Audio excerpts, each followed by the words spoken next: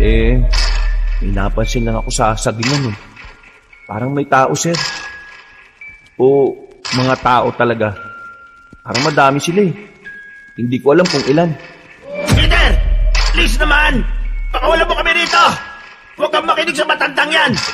Sila ang gumawa nito sa atin! Walang mangyayaring masama sa'yo! Pakawalan mo na kami!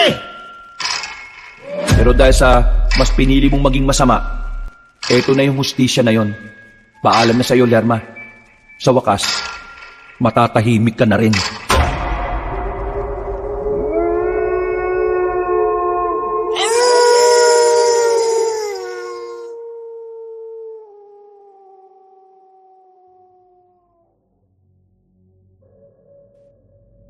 Pinagpalang araw sa inyo, kabanong. Ganon din sa lahat ng mga kabangers at mga kayanggaw. Ako nga pala si Peter. Hindi ko tunay na pangalan. Taga Metro Manila po ako. 24 na taong gulang. Bagong graduate at 1 taon pa lang bilang civil engineer. Bago pa man ako masanay sa buhay ng Maynila, yung gising ng alas 4:30 ng madaling araw, traffic, kapeng almusal at overtime sa opisina, dumating agad ang pagkakataon na hindi ko inaasahan. Isa ako sa mga napili ng kumpanya naming telco para magsagawa ng field survey sa mga lugar na pwedeng pagtayuan ng mga bagong tower sa Kabisayaan. Excited ako nung una. Ibig sabihin kasi nito ay makakalayo ako sa polusyon at maingay na lungsod. Isa pa, kasama ko ang 2 matagal ko nang kakilala na si Simon, ang may kayabangan naming site supervisor, at si Parker, ang chubby kong katrabaho na maingay pero magaling sa technical na trabaho. Sa totoo lang ay masaya talaga ako.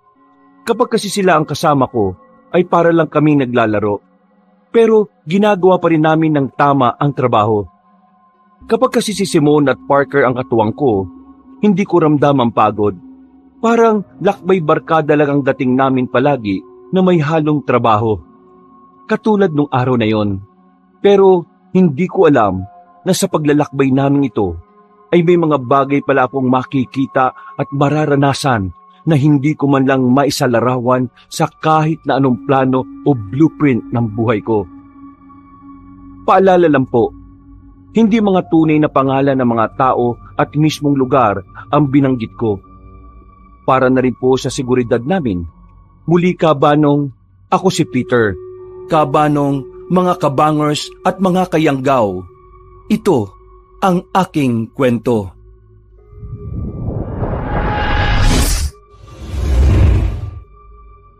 Bago nga pala magsimula ang ating kwento, sana'y mapindot nyo muna ang subscribe button at ang notification bell para lagi kayong nanonotify pag may bago tayong mga kwento.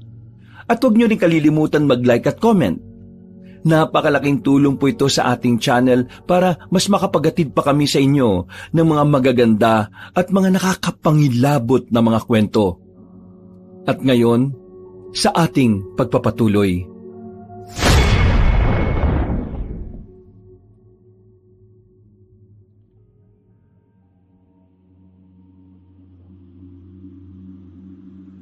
Biyernes ng gabi na kami umalis sa Ormoc. Nagrenta kami ng lumang pickup na pinatatakbo ng isang driver na si Kuya Enan. Matandang Bisaya na parang kabisado na ang lahat ng kalsada sa Leyte. Habang tumatakbo ang sasakyan, nakikita ko ang unti-unting paghina ng signal sa cellphone. Expected ko na to, kaya nga kami nagpunta sa lugar na to para palakasin ang signal sa nasabing lugar.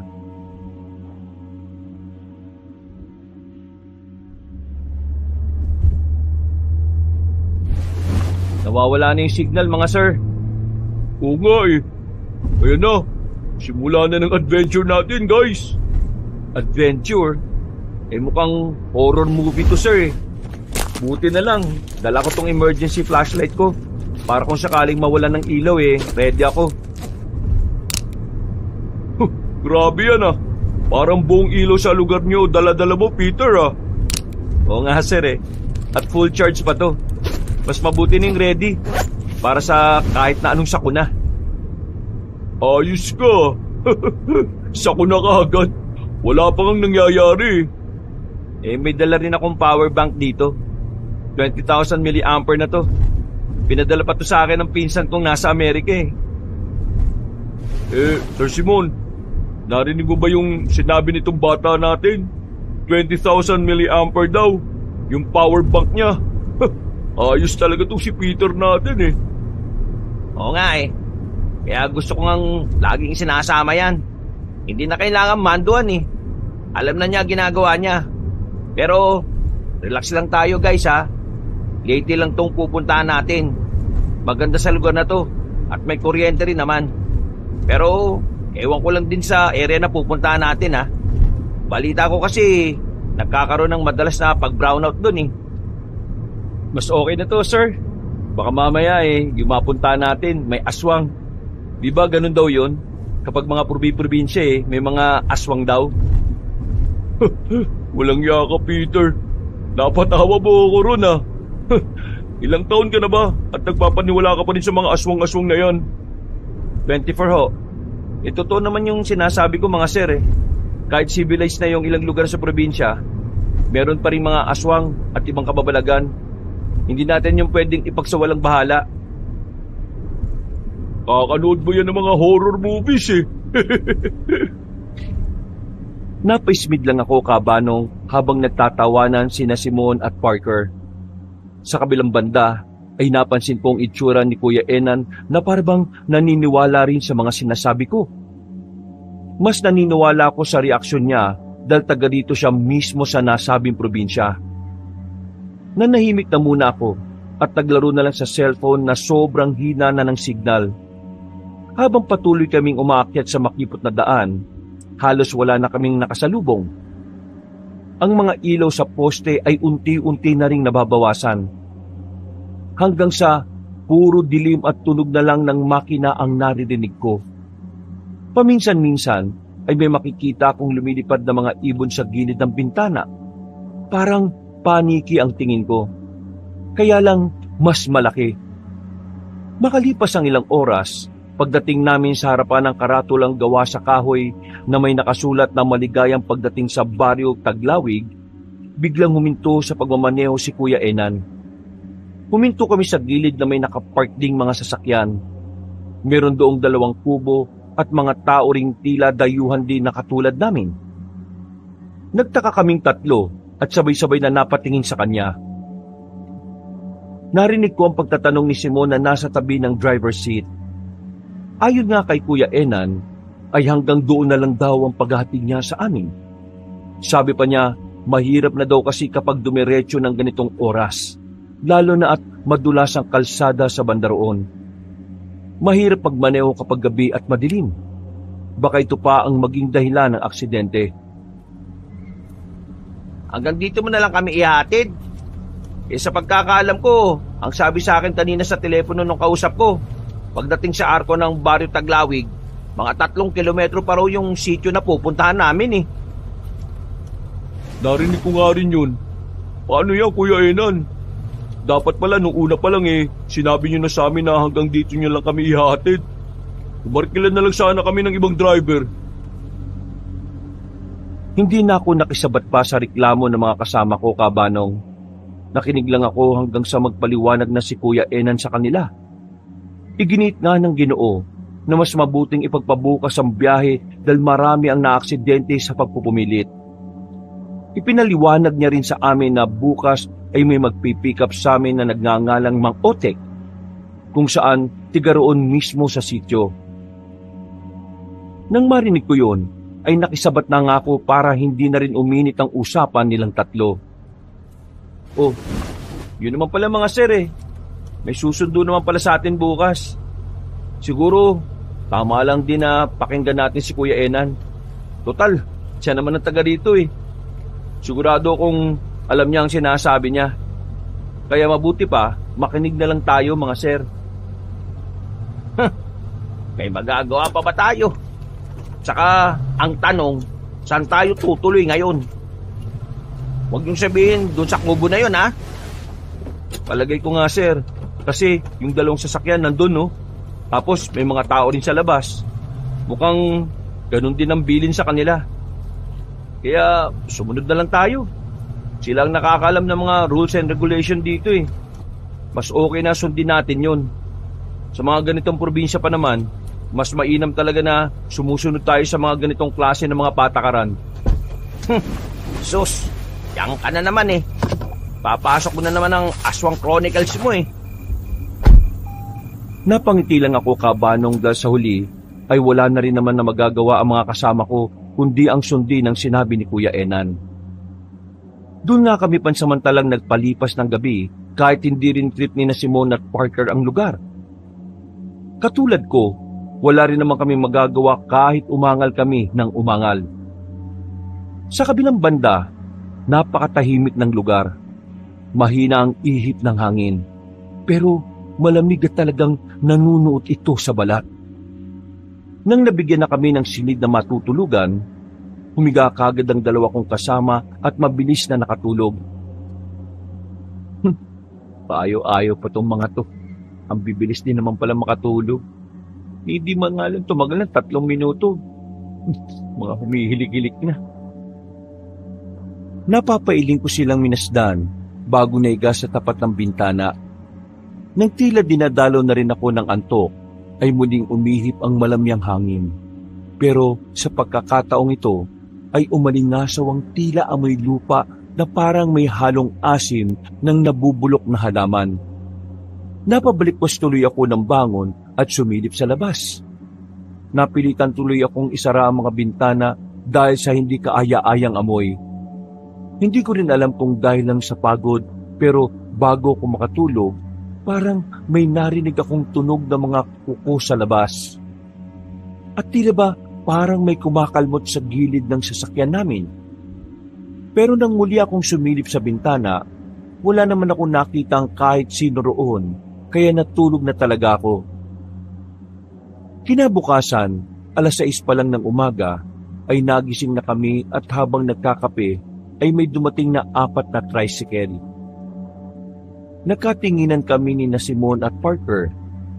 Ang ine-expect lang namin na susundo sa amin ay kotse din. Wala na kaming nagawa dahil wala na rin kaming choice. Maya-maya pa nga ay lumapit na sa amin ang isang Ginoo na payat at medyo kulubot ang balat. Nagpakilala siya bilang si Mang Otek na siyang tinutukoy ni Kuya Enan kagabi. Pagkatapos namin siyang makausap, ay nag-ayos na rin kami ng mga sarili. Makalipas ang 1 oras, ay umalis na rin kami. Sumakay kami sa tricycle at nagsimula na ang biyahe papasok sa pinakaloob ng baryo. Habang binabagtas namin ang daan, ay napansin kong tila unti-unting nag-iiba ang ambience ng paligid. Mas dumami ang mga puno at mas nangaunti ang mga bahay. Ilang minuto pa ay nakarating na kami sa may gitnang bahagi kung saan may maliit na barangay hall na gawa sa kahoy. Huminto kami roon para kausapin ang namumuno sa lugar para sa pagsasurvey. Si Simon na ang kumausap sa kanila at nagtambay na lang kami ni Parker sa labas para tumingin-tingin sa paligid. Magla-live pa naman sana ako. Kaso, wala na talagang signal sa area na to eh. Kahit yung ibang network, mahinang-mahina talaga sumagap. Kaya nga tayo yung kauna-unahan na magtatayo ng malakas-lakas na signal dito sa area na to eh. Hindi matatapos ang taon na to, magkakaroon na ng maayos na connection ng lugar na to.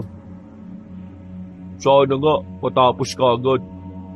Para kapag balik natin dito makapag-live na ako. Wow plano mo pa talagang bumalik dito? Siyempre, baka malay mo naman. Dito ko na mahanap yung forever ko, di ba? Di wow. Marami pa kaming naging asaran at kwentuhan ni Parker hanggang sa lumabas na si Simon kasunod ng ilang opisyal sa baryo. Pagkatapos namin makapagpaalam, ay sinamahan na nga ulit kami ni Mang Otek papunta sa bahay na tutuluyan namin. Mas maayos naman ang nasabing bahay kumpara sa tinulugan namin nung gabi. Maya-maya pa, habang nag-ayos kami ng mga gamit para sa pagsasurvey sa tatayuan ng telco tower, nakarinig kami ng ingay sa labas. Pagdungaw ko sa bintana ay may mga tao roon at karamihan ay matatanda. May mga bata ring nakadungaw pero hindi sila lumalapit. Yung tipong ilang na ilang. Dumungaw din sa bintana si Parker pati si Simon at pagkatapos ay saka kami nagkatinginan na tatlo. Anong meron? Wala naman. Ganyan lang daw talaga mga tao dito kapag nakakita ng mga bagong salta. Sabi ng kapitan sa akin kanina, huwag daw nating pansinin yung mga yan. Parang nakakailang naman, sir. Bakit ka naman maiilang? Tingnan nyo naman yung mga titig nila sa atin, no? Feeling ko tuloy, may mga nagawa kong kasalanan sa lugar na to, eh. Tsaka yung bata ron, no? Parang mga takot na takot. Huwag yun na silang pansinin. Basta trabaho lang ng trabaho hanggang sa matapos tayo. Isipin mo na lang, Peter, na para kang artista na pinagkakaguluhan. Malay mo, di ba? May chikas na magkagusto sa'yo rito. Baka bago tayo umalis dito baka isa ka pa O baka di lang isa, baka dalawa o tatlo pa.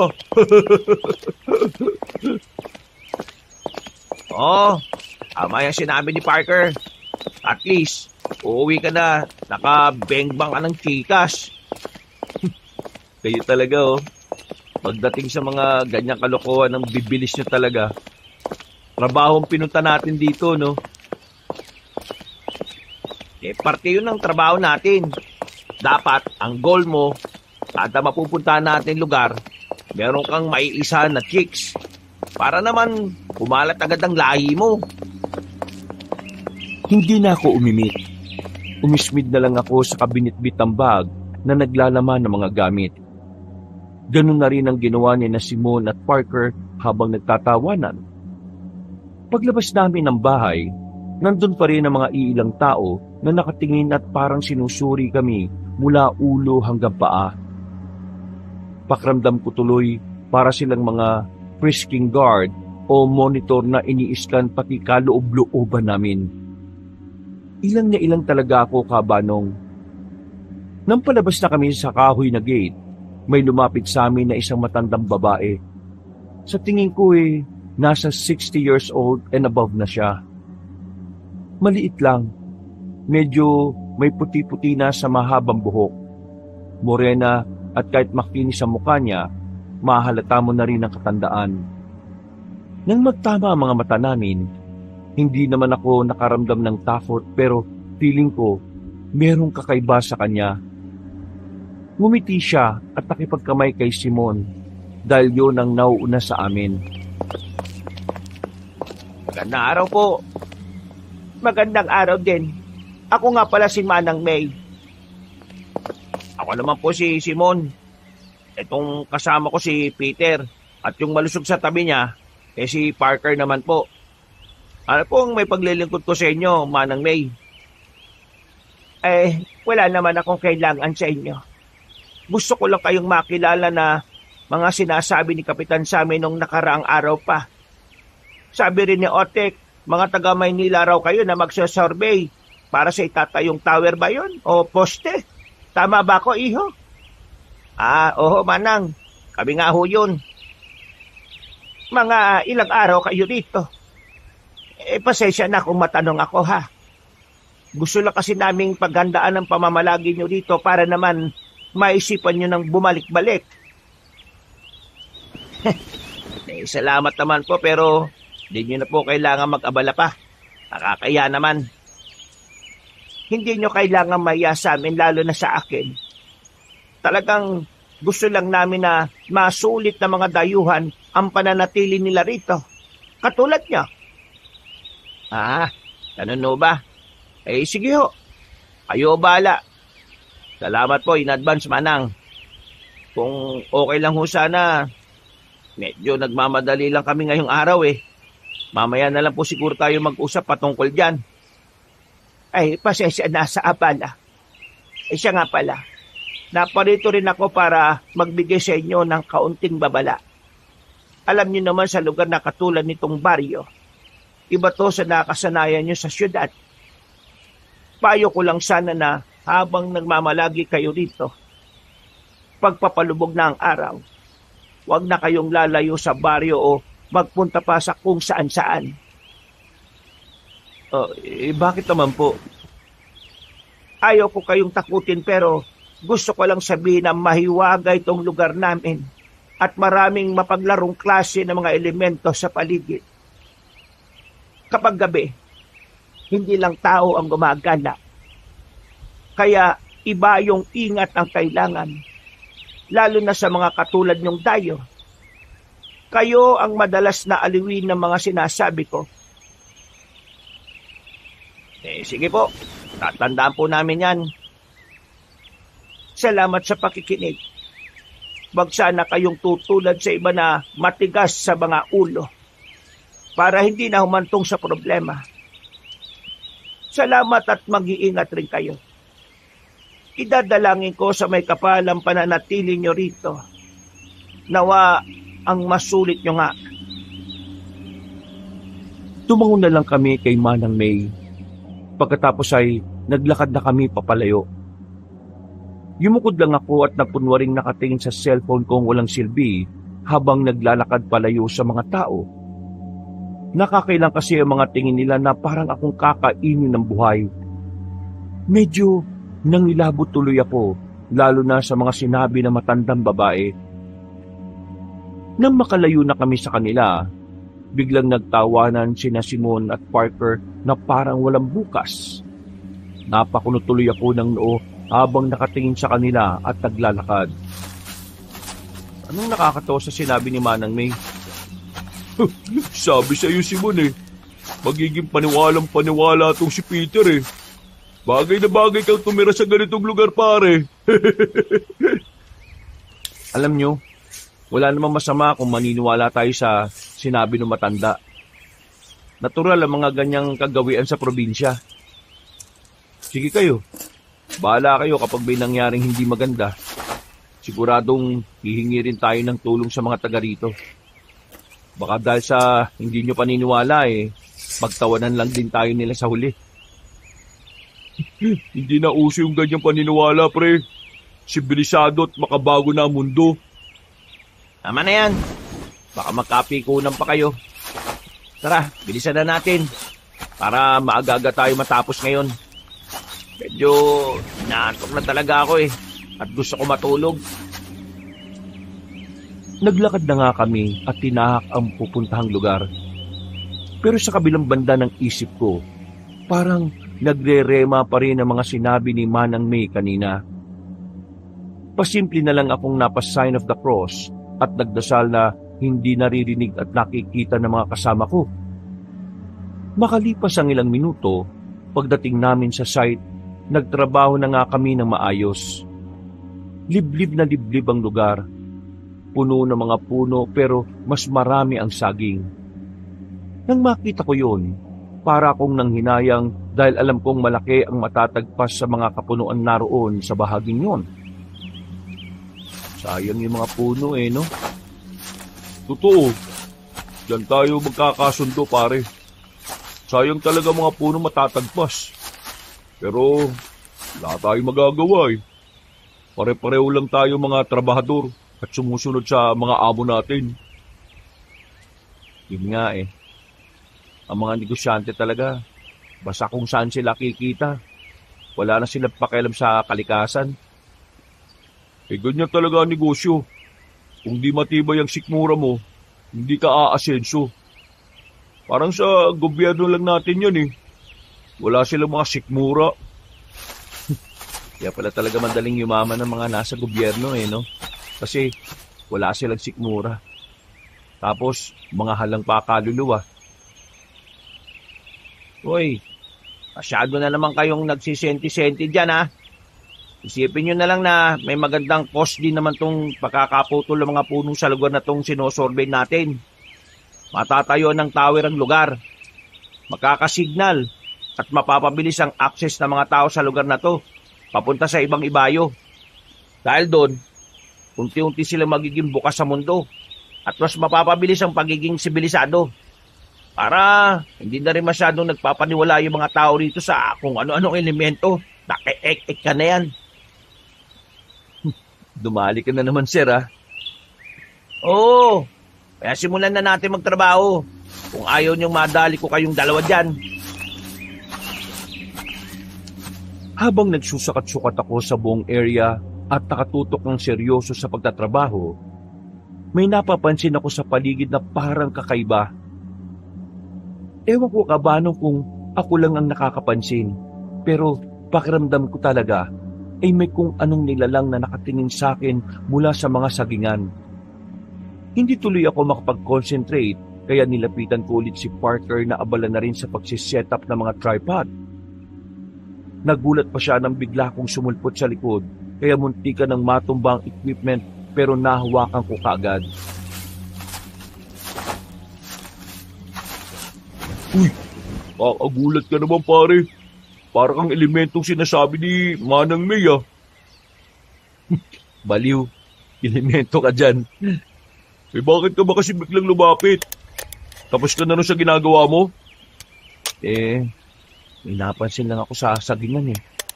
Parang may tao, sir. O mga tao talaga. Parang madami sila eh. Hindi ko alam kung ilan. Pero sure akong merong nakatingin talaga. Sagingan ba ka mo? Tapos may nakikita kang tao? Langya. Parang alam ko na yan ah. Yung mga napapanood ngayon sa social media, yung mga binubutasan yung saging tapos inaano. Alam mo na yun. Baka yun yung nakita mo. Uso raw yun sa mga ganitong lugar eh. Pastime ng mga kalalakihang walang magawa. Seryoso ako, no, Siraka? Seryoso rin naman ako ah. Gusto mo, tanong pa natin kay Boss Simon eh. Boss Simon! Ano na naman ba yun? Daldalan na naman kayo ng daldalan dyan ha. Magtrabaho muna kayo bago mag-ingay-ingay. Tara muna rito saglit, sir. Samahan natin tong si Peter dun sa sagingan. May nakita raw siyang parang mga taong nakatingin eh. Napakunot ng noo si Simon, pero lumapit din siya sa amin. Maya-maya lang din ay naglakad kami papunta sa mga sagingan. At ganoon na lang ang gulat namin nang makakita nga kami ng butas sa ilang mga saging na naroon. Nagkatinginan pa kaming tatlo bago napahalakak na malakas sina Simon at Parker. O diba? Sabi ko naman sa iyo eh. Hindi ko nilalata, pero pastime talaga ng mga kalalakihang taga-probinsya ang pagtira sa puno ng saging. Nagya, halos lahat yata ng katawan ng saging may butas eh oh. Gagi, mabidyo't nga. Legit pala talaga. Ipopost ko to kapag pauwi na tayo. Kapag may signal na. Kawawa naman yung mga saging oh. Nabuntis nang walang kalaban-laban. Wait. Ano kaya lasa ng mga bunga niyan? Ayaw ko nang isipin oh. Iiwas muna akong kumain ng saging sa lugar na to. Ako rin, boss. Napailing na lang ako kabanong habang pinagmamasdan ng dalawa na nagtatawanan pa rin. Nagbidyuhan pa nga sila na pakunwari ring pinagsasamantalaan ng puno ng saging.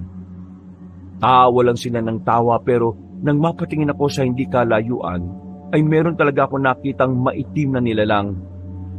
Namumula ang mga mata at bigla itong tumakbot na wala sa mga halamanan. Natulala talaga ako't nang hinabot. Tila bumalik lang ako sa wisyo nang mapatingin sa akin sina Simon at Parker na nagtatawanan pa rin.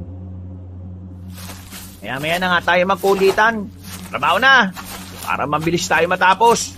Ito kasing si Peter eh. Tara na nga, makauwi na rin tayo kagad. Umismid na lang ako at tinalikuran sila. Nagpatuloy na nga kami sa pagtatrabaho at dahil sa madali lang ang ginagawa ko, ako ang naunang matapos sa kanila. Hindi muna ako lumapit sa mga kasamahan ko. Hinayaan ko lang sila. Baka kasi magpatulong kapag inabala ko pa. Iginala ko ulit ang tingin ko sa paligid hanggang sa madako ulit ako sa sagingan. bigla ko na lang ulit tuloy naalala ang nakita kong itim ng nilalang kanina.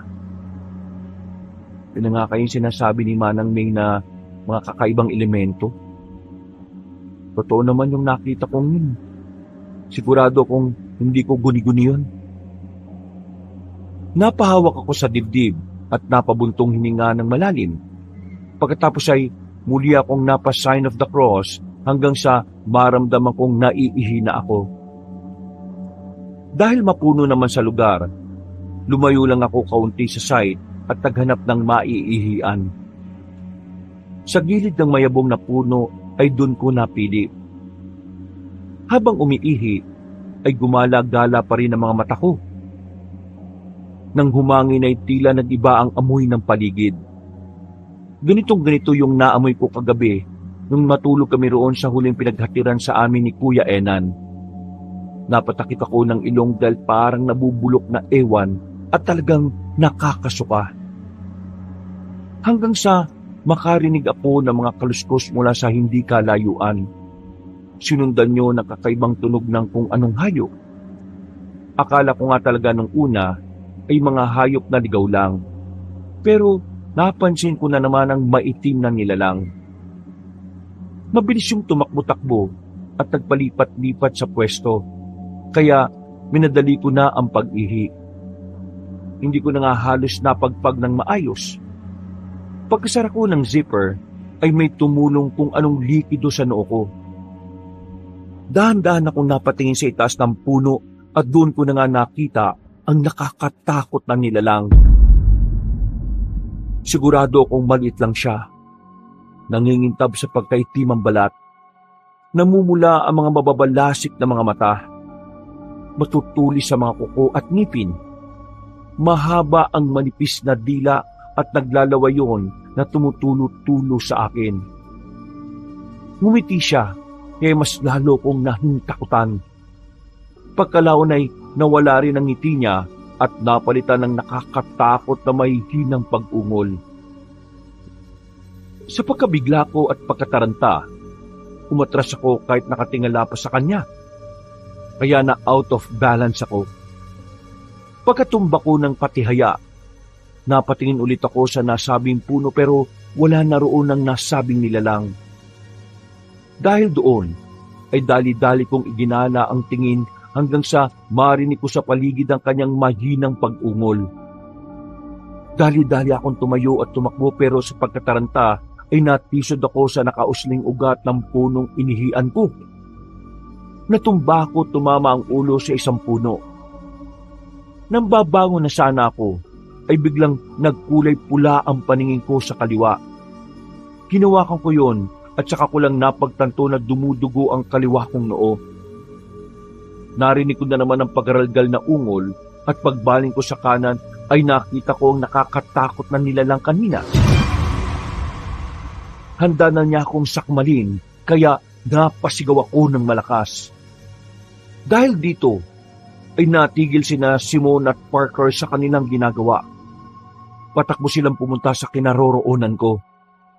Pagdating nila ay napalingon kagad ako habang paupong nakasandal sa gilid ng puno. Oh, ano nangyari dito? Dumudugo yung noo mo, pre! Hindi na ako nakasagot dahil bigla akong nakaramdam na matinding pagkahilo. Malamang dala yun ng nerbiyos. Iginala ko muna ang tingin sa paligid. Nang masiguro kong wala nang nakakatakot na nilalang, ay ipinikit ko na lang ang mga mata ko. Pagdilat ko ng mga mata, naroon na ako sa bahay na tinutuluyan namin. Tumingin kagad ako sa relo. At nang makita kong pasado 5:00 na ng hapon, napabalik ko sa ng bangon. Pero napahawak ako sa ulo dahil medyo sumasakit yon. Mabuti at gising ka na. Ay, anak ng tikbalang. Nandiyan po pala kayo. Nagulat naman ako sa inyo, Manang May. Pasensya na kung nagulat kita. Maayos na ba ang pakiramdam mo? Okay naman na po. Medyo masakit lang tong kaliwang noo ko. Nilagyan ko yan ng dinikdik na malunggay at iba pang halamang gamot para mabilis na gumaling. Para rin hindi ma-impeksyon. Salamat po. Nasaan po ba yung mga kasama ko? Nandun pa rin sa site. Kasama nila si Otek at yung iba pa. Pero pabalik na yon dahil mag-aalas 5 na. Ganun po ba? Sabi ng mga kasama mo kanina, nung nakita ka nila, duguan na raw ang noo mo. Ano ba nangyari? May nakita po kasi akong... Sige na, huwag ka nang mahiya magsabi sa akin, lalo pagdating sa kababalaghan. May nakita ka bang kakaiba kanina dun sa lugar na pinuntahan ninyo? Ano po kasi, may nakita kong maitim na nilalang. Maliit lang siya pero nakakatakot. Tapos mapupula yung mga mata at naglalaway. Tapos ang baho ng amoy niya. Sasakmalin niya nga po ako kanini pero mabuti nakasigaw ako at dumating yung mga kasama ko. Isa yung busaw. Busaw? Isa yung klase ng aswang. Ang totoo niyan, ilang beses nang napapabalita rito sa baryo na may namamata ang busaw. Pero huwag ka mag-alala. Dahil wala pa naman kaming nababalitaan na merong dayuhan dito na sinalakay ng busaw. Kaya ipanatag mo ang loob mo. Salamat po, Manang May. O siya, sige. Maiwan na muna kita para mas makapagpahinga ka pa. Inumin mo itong tsaa. Mas mapapaginhawan niya ng kalamnan at ang isip mo. Mamaya ipaghahanda kayo ng mga taga rito ng salo-salo kaya dapat malakas ka at maayos. Sige po. Salamat rin po sa paggagamot sa akin.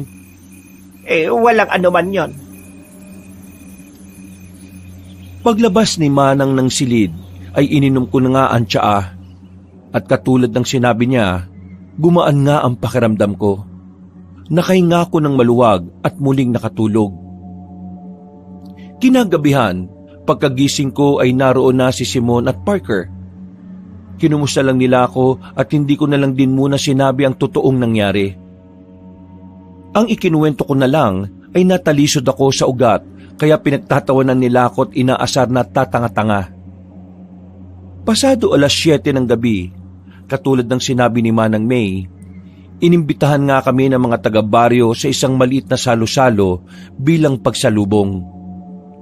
May inihandang pinaupong manok, inihaw na baboy, nilagang baka, pansit, mga kakanin, panghimagas, tuba at kung ano-ano pa.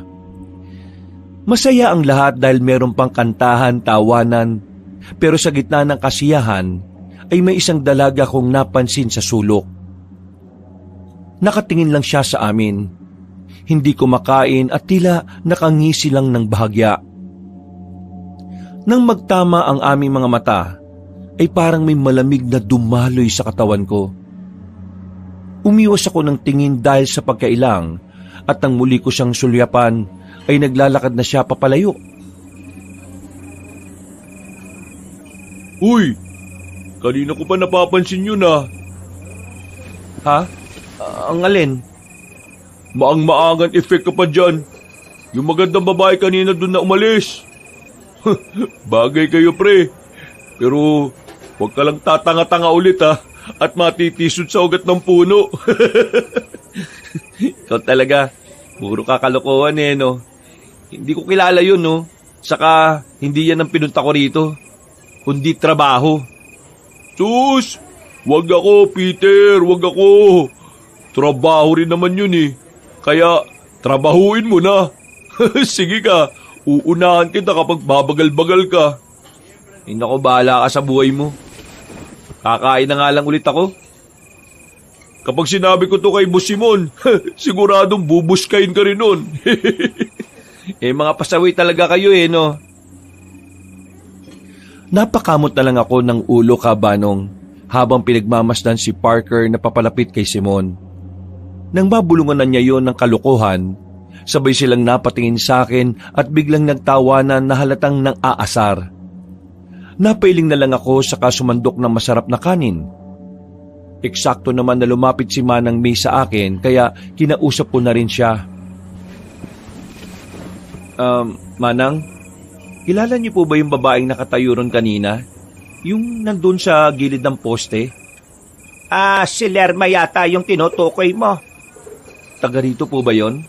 Oo, sakop pa rin siya ng baryo. Pero naroon na siya sa pagitan nitong baryo at ng kabila. Bakit? Natitipuhan mo ba siya? Po? Hindi naman po. Mabait naman yan. Minsan lang talaga may pagkatahimik. Ngumisi lang ako, Kabanong, at kumain na ng kakaning sinando ko. Pagkalaon ay nagpaalam na rin sa akin si Manang May. Tumabi na rin ako kina Simon at Parker habang patuloy pa rin silang nang aasar sa akin. Maya-maya pa, habang patuloy ang kasiyahan at pakikihalubilo namin sa mga taga-baryo, biglang napansin ni Simon na nag-flicker ang mga ilaw. Napatingala kaming lahat, pero sinabi ni Mang Otek na normal lang naman daw ang bagay na yon sa lugar. Kaya nagkibit-balikat na lang ako. Nagpatuloy ang pagpatay-sindi ng ilaw hanggang sa tumagal to ng halos 3 minuto. Pagkatapos noon ay muling umalingasaw ang pamilyar na amoy. Napahawak tuloy ako sa balikat ni Parker na katabi ko lang. Uy, naamoy mo ba yon? Ang alin? Yung mabahong amoy, parang nabubulok na ewan. Pare, tandaan mo na ang bibig ay malapit sa ilong ha. Baka alam mo na kung ano yung naaamoy mo. Puro ka talaga kalokohan. Huy, may dumaan sa paanan natin. Ano yun? Pagkasabi kong yun, ay eksaktong bumalik na rin ang kuryente. Pagtingin ko sa ilalim ng mesa namin, ay may isang pusang ginger ang tumakbo na palayo. Tinawanan naman tuloy ako ni Simon at Parker. Pagkalaon ay nagpatuloy na ang kasiyahan habang ngumangata kami ng pagkain. Mabilis na lumipas ang oras. Aaminin ko, Kabanong, nag-enjoy ako nung gabing yon. Pero may parte ng isip ko na hindi pa rin maalis-alis yung nangyari nung umagang yon.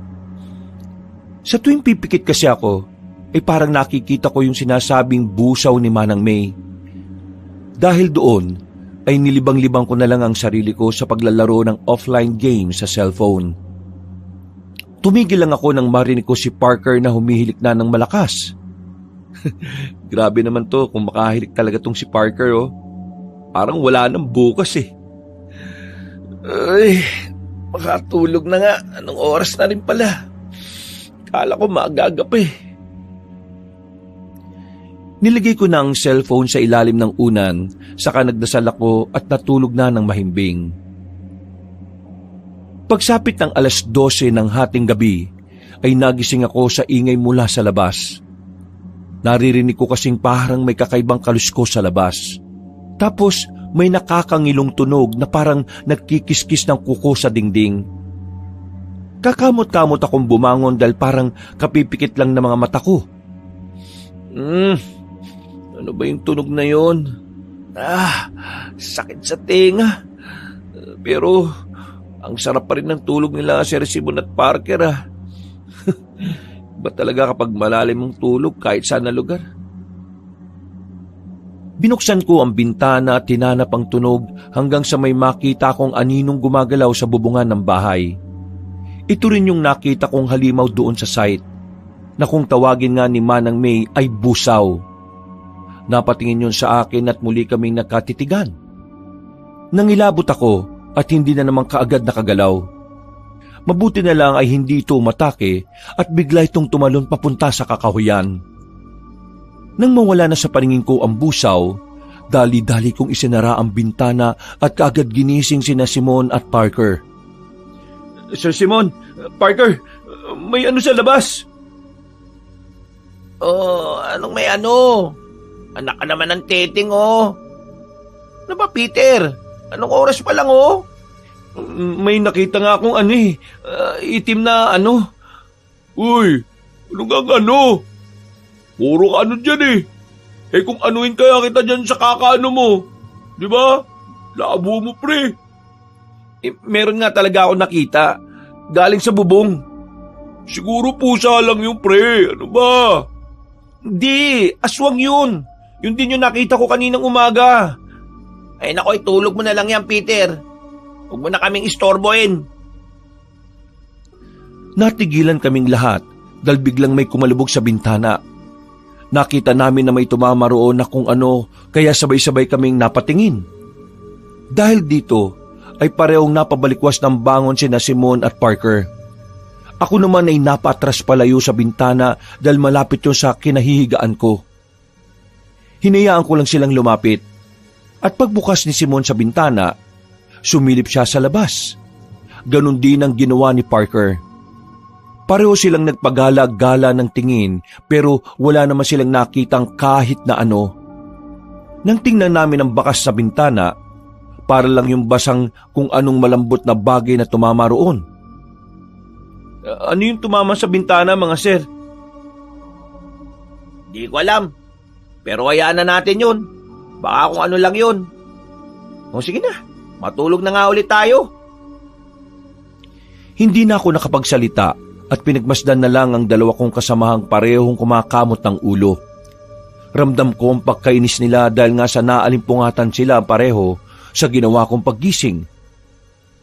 Pagkahawi pa loob ni Parker ng kurtina, tumingin siya sa akin na tila naiinis pa rin. O yan, nawi ko na paloob yung kurtina para hindi kung ano-ano nakikita mo. Matulog ka na at umiwas-iwas ka sa kakanood mo ng horror movies. Wala na akong nagawa kundi ang bumalik sa kama ko, Kabanong. Matagal akong napatingin doon at iniisip-isip pa rin ang tungkol sa busaw. Hanggang sa unti-unti na rin akong dalawin ng antok. Kinabukasan, nagulat kami habang nag-aalmusal nang makita namin si Manang May sa labas ng tinutuluyan naming bahay. May dala siyang palaspas na may nakataling supot ng asin na tabo. Para saan po yan, Manang May? Pangontra to. Kagabi ko pa sana ito ibibigay kaso naisip kong nagpapahinga na kayo. Pangontra po saan? Sa mga masasamang elemento at alagad ng kadiliman. Pinabasbasan ko na rin yan doon sa simbahan. Habang nananatili kayo rito, mas mainam na meron yan. Mahirap na, lalo na sa nangyari sa iyo kahapon. Nako, Manang, sakto yan, dahil takot na naman yan nung hating gabi. Ano ba yung sinasabi mo kagabi, Pete? Nakakita ka ng ano ba yun? Busaw. Ayun, yun nga ho, Manang, busaw. Dinalaw na naman kayo ng busaw dito. Oo, Manang. 12:00 ng hating gabi. Nakita ko po sa bubungan tapos tumalon papuntang Kakahuyan. Nako, mag-iingat-ingat kayong tatlo. Mamaya nga pagdating ni Otek magpapakuha ako sa kanya ng mga pandakaki. Porselas yun ng panlaban sa mga ganong klase ng kampo na kadiliman. Para layuan nila kayo. Mahirap na lalo na sa mga dayong katulad nyo. Kayo talaga ang lapitin ng mga ganong uri ng nilalang. Maraming salamat po.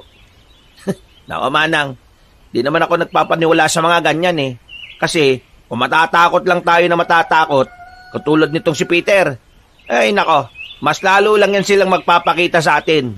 The best way is to ignore them. Iba pa rin ang nag-iingat, Simon.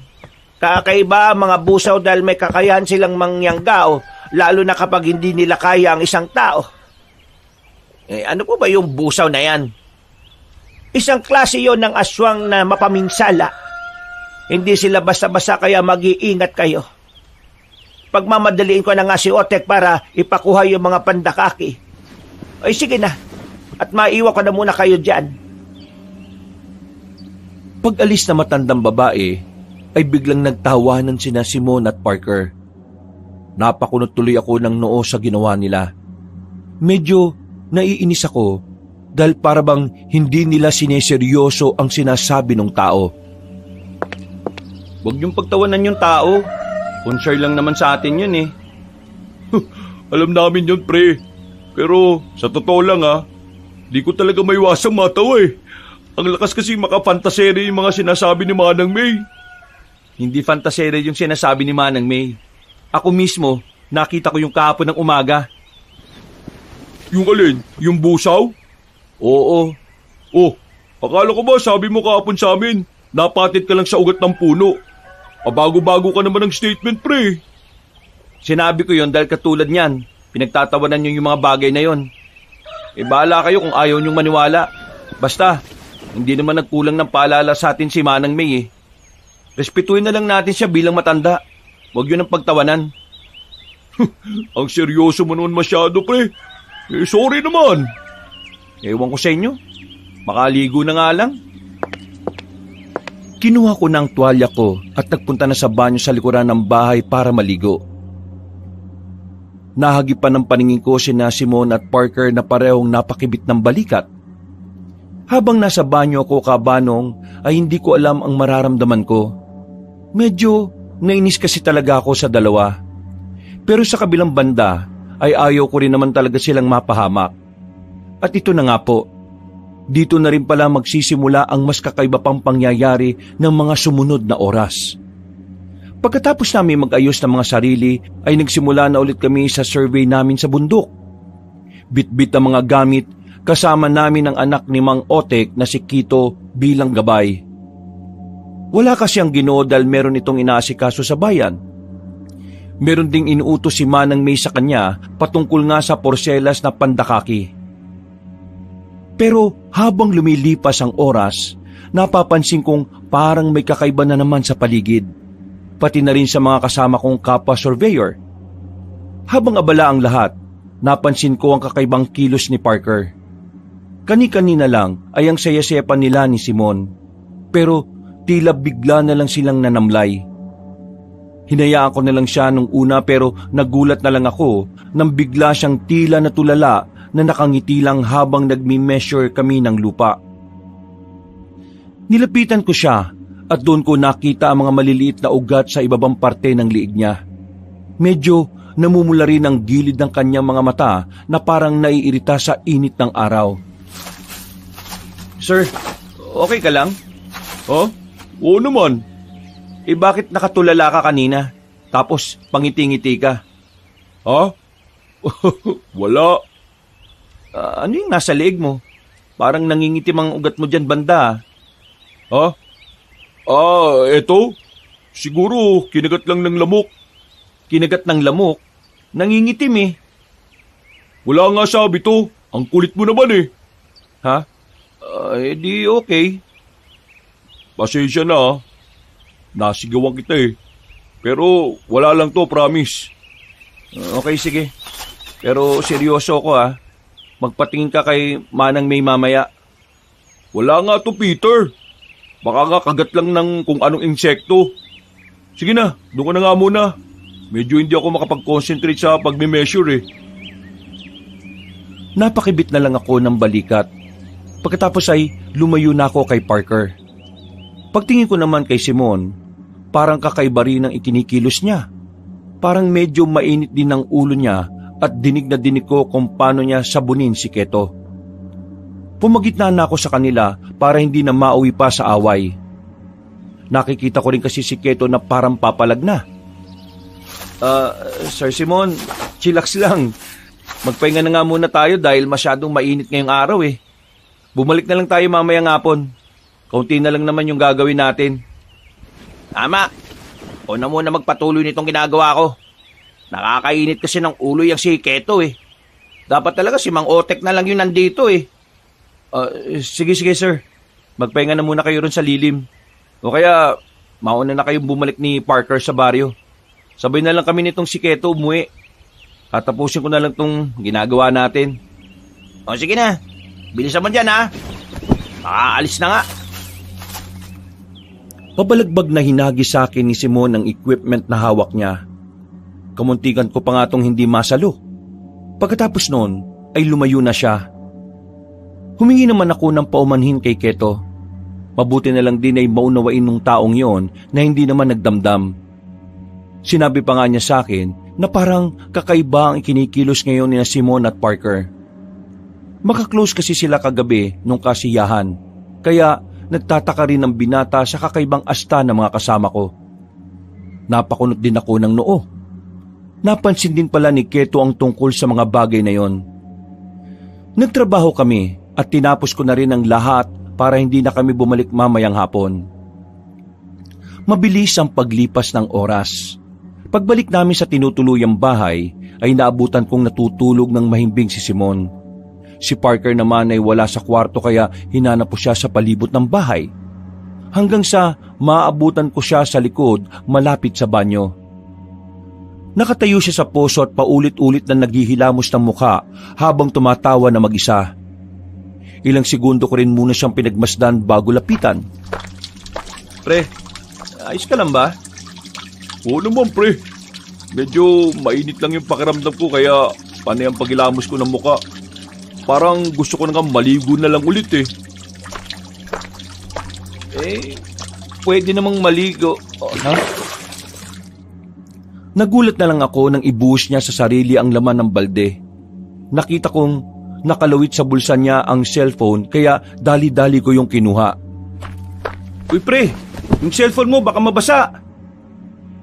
Nang magtama ang paningin namin, nagulat ako dahil mas tumindi ang pamumula ng mga mata niya.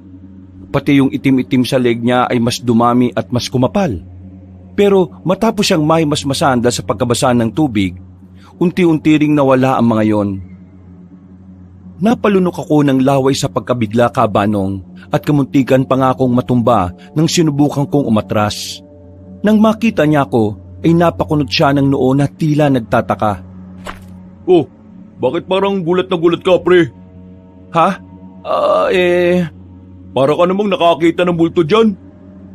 Uy, teka, bakit hawak mo yung cellphone ko? Oh, nagpakabasa nga pala ako. Para kasing ang init-init kasi ngayon eh. Kakaiba yung init eh, no? Ha? Oo nga pre. Uy, favor naman oh. Pakuha yung tuwalya ko tapos pakihagis na lang sa bintana.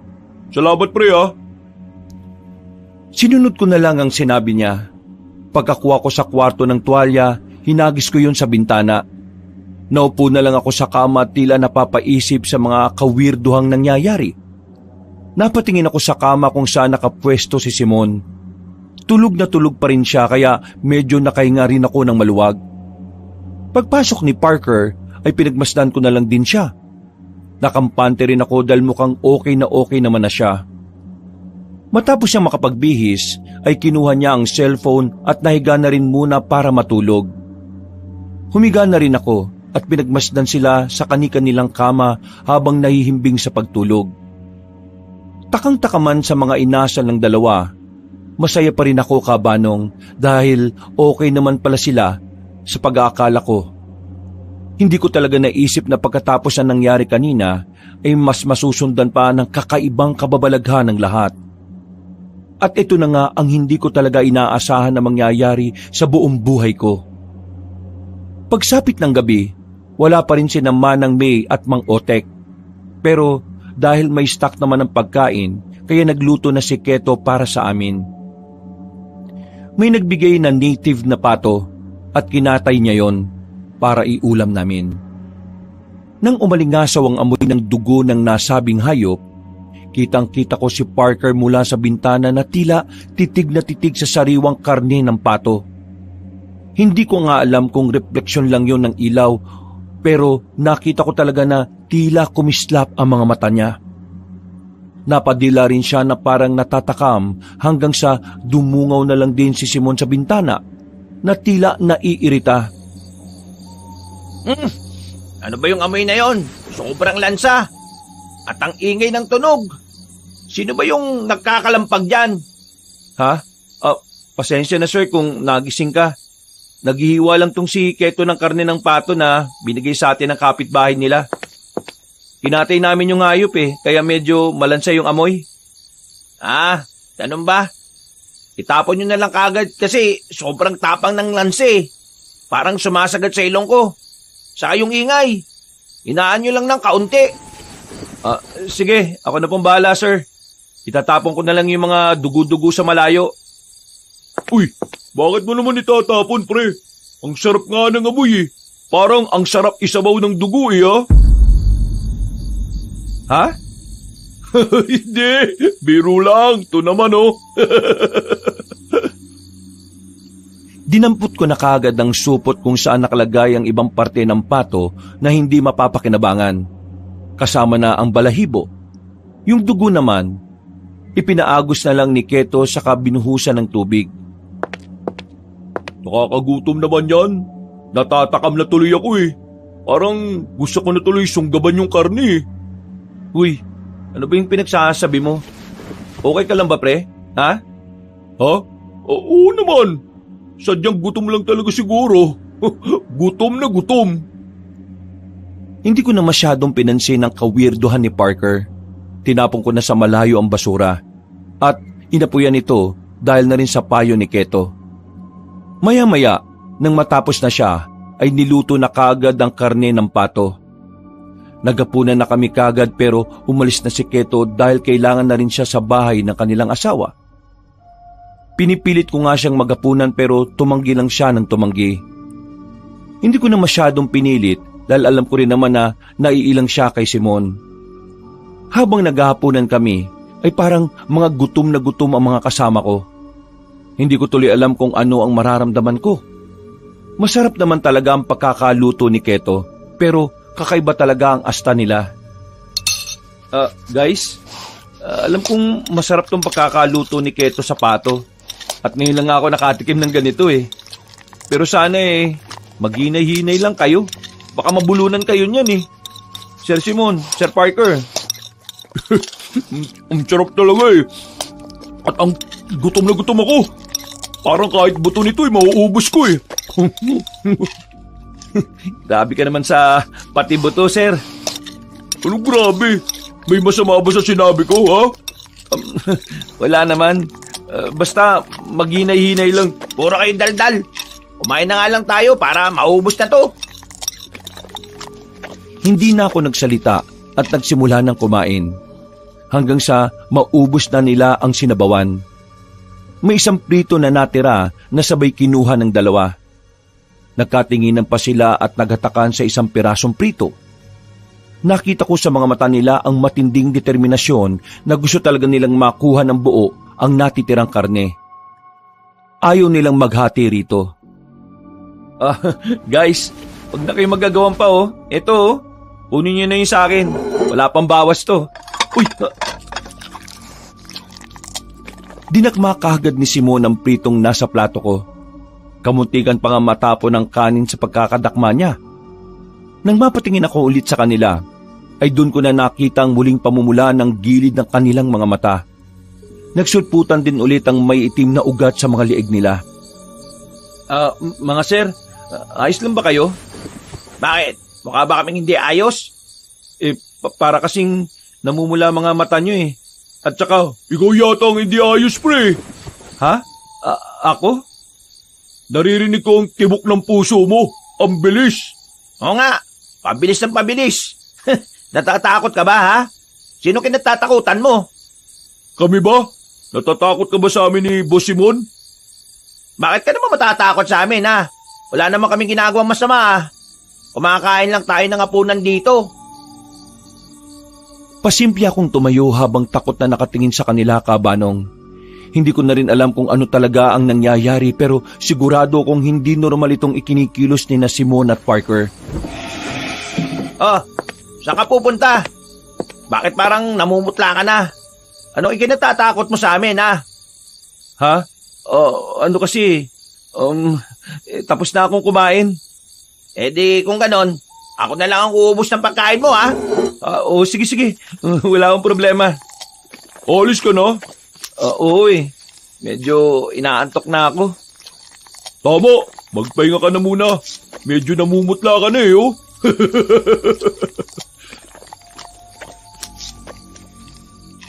Hindi ko na pinakinggan ang sinasabi nila dahil dali-dali akong tumakbo papunta sa kwarto at nagsumiksik sa kama. Hindi ko talaga alam kung ano ang nangyayari sa mga kasama ko, Kabanong.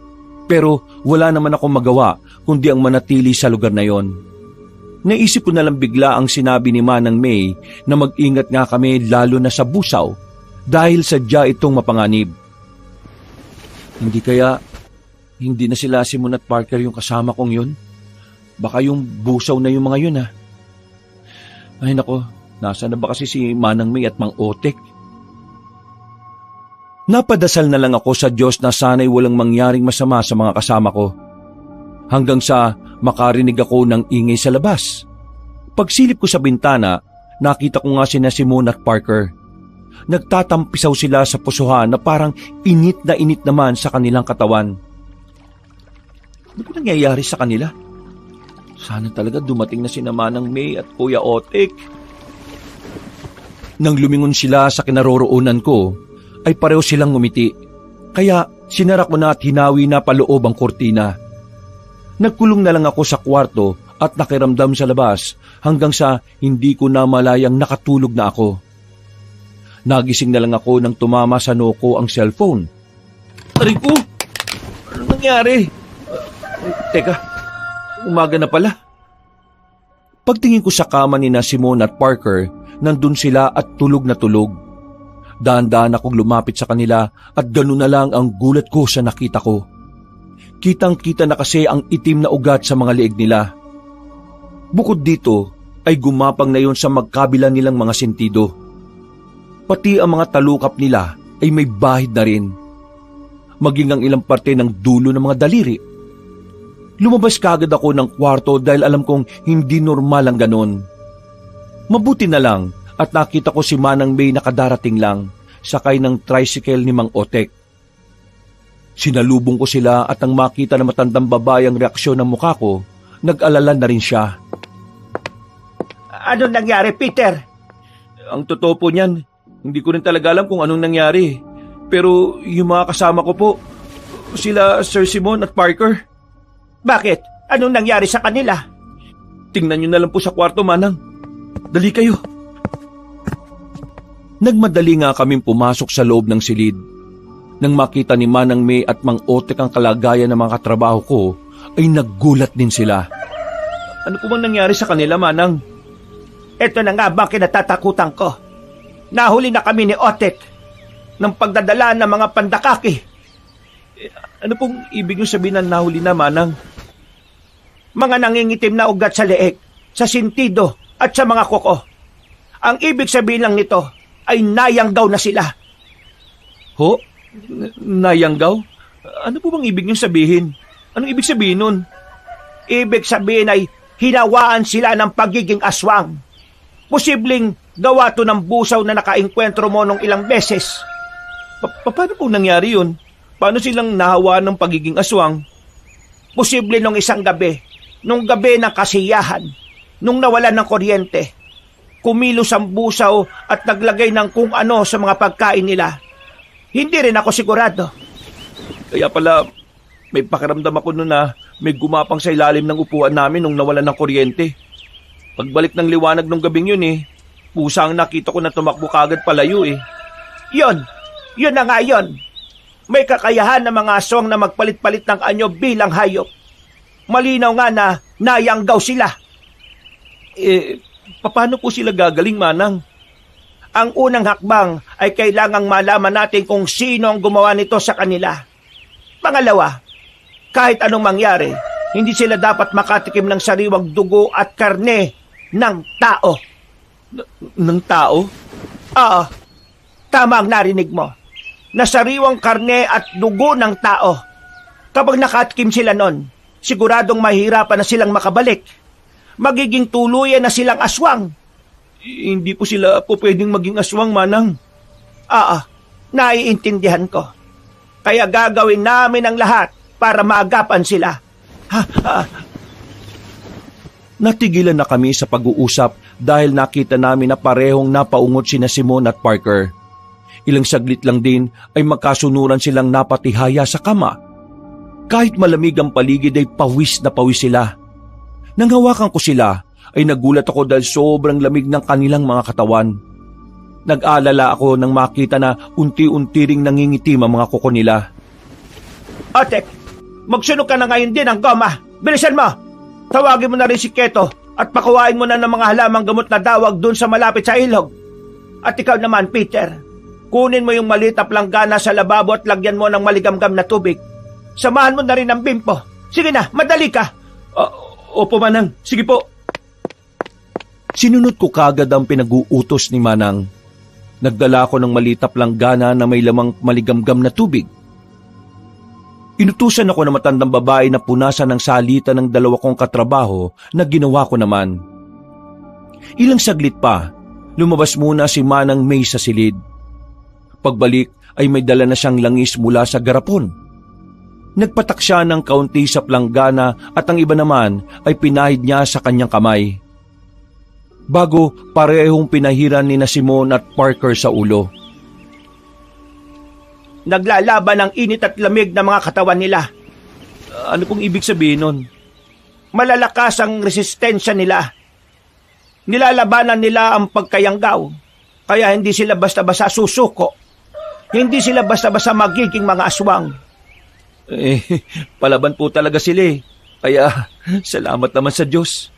Wag na muna tayong magpakasaya at makampante. Hanggat hindi natin natutunton kung sino ang may gawa nito, hindi pa sila ligtas. Bubulungan at bubulungan sila ng yanggaw hanggang sa mapasuko ang kanilang loob. Hindi sila titigilan hanggat hindi sila sumusuko laban sa sumpa. Marami pang sinabi si Manang May patungkol sa mga nayanggaw at iba pang uri ng aswang at alagad ng kadiliman. Marami akong natutunan at nalaman ko rin na isa pala siyang manggagamot ng herbal na medisina. Nakilala sa kanilang lugar bilang babaylan. Yun nga lang ay hindi ganun kakumpleto ang kaalaman ng matandang babae dahil namatay na ang tagaturo niya noon. Nagsikap na lang siyang mag-aral at natutunan niya rin ang ibang kaalaman sa mga ibang albularyo na nakakasalamuha niya. Hindi man siya ganun kahusay pero may kakaya naman siya kahit papaano, lalo na pagdating sa pangontra. Higit kalahating oras ay dumating na ang mag-amang Mang Otek at Keto. Dawag na itim at iba pang halamang gamot ang dala. Ang dawag na itim ay isang uri ng baging na may kakayahang mapalabas sa tunay na anyo ang isang aswang. Ito ang gagamitin natin para masilo ang aswang. Salamat po. Umaasa ako na gagaling sila. Mas manalig ka sa Diyos dahil siya ang may kakayahan para mapagaling ang mga katulad ng nangyayari ngayon sa mga kaibigan mo. Instrumento lang ang mga katulad ko. Opo, salamat nga rin po sa Diyos. Inutusan na nga ulit ni Manang May si Mang Otek na magsunog ng gulong. Kami naman ni Keto ay umantabay lang ng gagawin ng matandang babaeng manggagamot. Tinali din muna namin ng mahigpit sina Simon at Parker. Dahil kabanong, ang sabi ni Manang May, kapag daw nagising ang dalawa, ay siguradong bigla na lang silang mananalakay dahil sa pagkatakam. Kumalat na kasi ang epekto ng pagkayanggaw base sa itsura ng mga itim na ugat sa katawan nila. Pagkatapos namin silang itali, gumilid na kami at pinagmasdan ang gagawin ng manggagamot. Mula sa planggana ay hinagis niya ang mga halamang gamot na pinagpira-piraso. Pinigapiga niya ito hanggang sa kumataas at mag-iba na ang kulay ng tubig. Nang sapat na ang katas para roon, ay isinantabi na niya ang halamang gamot. Saka muling hinalo ang maliit na planggana. Umantabay lang kami ulit sa kanya hanggang sa nagsimula na ang ritual. Nangilabot ako kabanong habang pinakikinggan ng kakaibang salita. Para yung Latin, pero mas malalim na mas nakakapanindig ng balahibo. Pasimple akong napayakap sa sarili habang pinagmamasdan sina Simon at Parker na parehong umuungot-ungot na naman. Ilang beses niyang inulit ang nakakakilabot na salita at nang matapos na ay saka siya tumingin sa amin. Sigurado akong may mangyayari mamaya. At kahit na anong mangyari, wag na wag kayong makikinig sa sasabihin ng mga kaibigan mo. Naintindihan mo ba? Opo, Manang. Magsisimula na ako sa ikalawang dasal. Magdasal na lang din kayo ng sarili nyo at manatiling nakaantabay. Pagtango namin ni Keto ay kumuha ng lampara matandang babaeng manggagamot. Pagkatapos ay nagsimula na siya ulit sa ritual. Uyog sang gabi, ibulgar ang nagtagot, sang dugo nga nagtubo, ipakita ang nagluwal. Pagkatapos ay Sinindihan niya ang nasabing lampara at pinatong sa ibabaw ng maliit na planggana. Gulat na gulat ako, Kabanong, dahil habang kumikislap ang apoy ay unti-unting lumabo ang tubig hanggang sa mangitim ito. Napatingin kami roon ni Keto at ganun na lang ang gulat namin dahil may imahe kaming nakita. Parang mukha ng babae. Morena, mahaba ang buhok. Maganda pero may mga matang mapupula. Pamilyar sa akin ang babae kaya napabaling ang atensyon ko kay Manang May. Kilala ko po yung babaeng yan, Manang. Siya yung naroon sa kasiyanong first night namin dito. Si Lerma. Opo, siya nga po. Yung sinabi niyong babae na mabait at tahimik. Hindi rin ako makapaniwala na siya ang nangyanggaw sa mga kasama mo. Ang totoo niyan, hindi ko rin inakala na siya ang busaw. Hindi sumagi sa isipan ko ang bagay na ito. Siguradong magugulat ang mga taga-baryo kapag nalaman nila ito. Pero bakit niya po tinatarget ang mga kaibigan ko? Katulad nga ng sinabi ko, kayo ang mga dayuhan.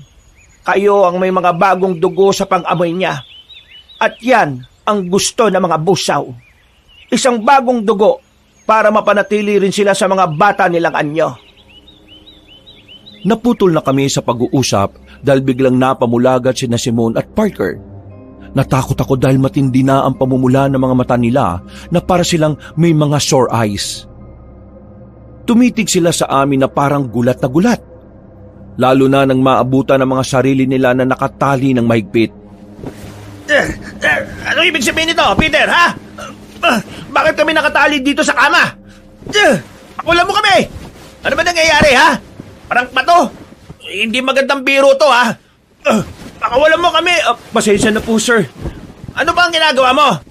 Bilisan mo na, kalaga mo na kami. Kahit ako na lang. Huwag mo na ako idamay sa pagpaprank-prank na ito. Hindi kita pwedeng pakawalan, sir, eh. Anong hindi pinagsasabi mo? Bibilang ako ng 3, ha? Kung hindi, yari ka sa akin. Hindi talaga pwede, sir, eh. Peter, pakawalan niyo ako rito. Nagugutom ako, eh. Nauuhaw ako. Bilisan mo na. Hindi ako nakaimik dahil sa nakakatakot na sigaw na yon. Nang mapabaling kami kay Parker ay tila napupuno na ng itim na ugat ang kanyang muka. Naglalaway na rin siya habang pilit na kumakawala sa matinding pagkakatali. Ganun na rin ang ginawa ni Simon. Pareho silang nagsisisigaw at nakikiusap sa akin, Kabanong, para pakawalan ko sila. Sa kabilang banda ay naawa ko sa kalagayan nila pero natatakot din ako ng husto. Pinigilan naman ako ni Keto at tinawakat sa magkabilang balikat. Huwag kang lalapit sa kanila, kundi sasakmalin kanila at sigurado akong mamamatay ka. Gumilid lang kayo at magdasal. Ako na munang bahala sa kanila. May kinuha si Manang May na may kalakihang garapon. Ang laman nito ay pinaghalong abo at buhanging itim. Dumukot siya ng kaunti at tinagisan sina Simon at Parker. Nagsisisigaw ang mga yon habang nagwawala ng gusto.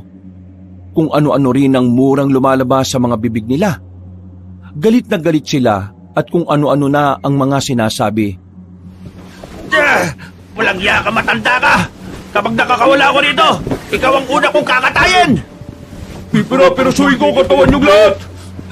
Kakainin ko ang mga laman loob niyo at wala akong ititira kahit na buto! Manahimik kayo! Kapag di pa kayo tumigil sa kakaputak, uubusin ko sa inyo itong itim na buhanging may abo! Galit na nanahimik ang dalawa sa takot nilang matamaan ulit ng sinasaboy ni Manang May. Hindi ko maintindihan ang nangyayari kaya lumapit ako sa likod ng matandang babae kasama si Keto. Ito ang pangontrang itim na buhangin na may inabuhang holy water.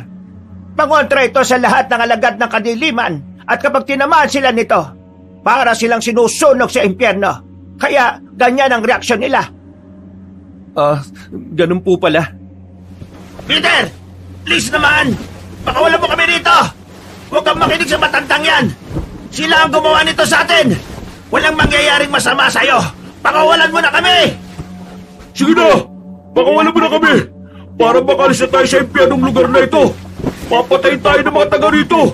Huwag kang maniniwala sa kanila! Hindi kaagad ako makapagsalita dahil ang totoo ay hindi ko na rin talaga alam kung sino ang paniniwalaan.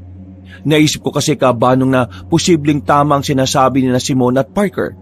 Pero sa huli ay mas nangibabaw pa rin ang paninindigan ko. Gusto ko talagang mailigtas sa mga kasama ko at makauwi kami pare-pareho ng ligtas. Pasensya na, Sir Simon. Paring Parker, kailangan ko itong gawin para maibalik kayo sa dati. Nagwala nga sila Simon at Parker dahil sa sinabi kong yon. Galit na galit sila at kung ano-anong mura na naman ang kanilang pinagsasasabi. Dahil dito ay inakay na ako ni Keto palabas ng silid. At pagkatapos ay muli silang sinabuyan ni Manang May ng itim na buhanging may abo. Sa unang pagkakataon, dito lang ako nakarinig kabanong ng tinig na nagsusumigaw ng mga demonyo. Parang napoposes sila Simon at Parker. Pero kalaunan ay tumalima rin sila pagkalaon. Nanahimik ang silid at saka lumabas doon si Manang May dala ang garapon. Kumusta na po sila, Manang? Nakatulog na ulit sila. Siguradong gabi na sila magigising. Kaya bago mangyari yon, ay dapat may gawin na tayo. Ano pong gagawin natin, Manang? Nag-aalala ako para sa kanilang dalawa. Paano po kung mahuli na tayo? Huwag kang mag-alala dahil may oras pa. Hindi pa ganap ang sumpa sa kanila. Katulad ng sinabi ko kanina, malalakas din ang pakikipaglaban ng resistensya nila sa sumpa. Pero hindi nga rin dapat magpakampante. Kailangan nating mahanap si Lerma bago tuluyang magdilim at lumalim ang gabi, kung saan mas malakas ang puwersa ng kaaway. Pagkatapos ng pag-uusap namin yon, kabanong, ay saka pumasok si Mang Otek. Dito na nga sinabi ni Manang May ang tungkol sa pagiging aswang ni Lerma. Dali-daling umalis ang Ginoo para ipamalita sa mga taga-baryo ang tungkol dito, upang makiisi sila sa paghahanap kay Lerma. Bukod doon ay muli kaming nag-usap na matandang babaeng manggagamot. Peter, makinig ka sa sasabihin ko. Sigurado akong sa mga oras na ito, nararamdaman na rin ni Lerma ang epekto ng ginawa ko sa mga kaibigan mo. Magkukubli siya at magtatago ng ilang araw.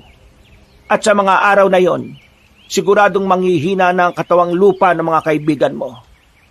Kung di sila mamamatay, kakawala sila hanggang sa makatikim ng sariwang dugo at karne ng tao. Ano pong dapat natin gawin? Sabihin niyo lang po, Manang. Kailangan mong hanapin si Lerma. Naniniwala ko na meron kayong koneksyon. Sa ilang araw na pagsunod niya sa iyo, may lubid na hindi nakikitang magkokonekta sa inyong dalawa. Ito ang gagamitin natin para mahanap mo siya at ikaw din ang magiging susi para makabalik sa dati ang mga kaibigan mo. Sige po, gagawin ko po ang sinasabi niyo. Kahit natatakot ako at alam kong delikado.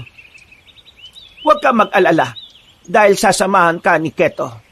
Kami naman ni Otek ang bahala rito sa mga kaibigan mo.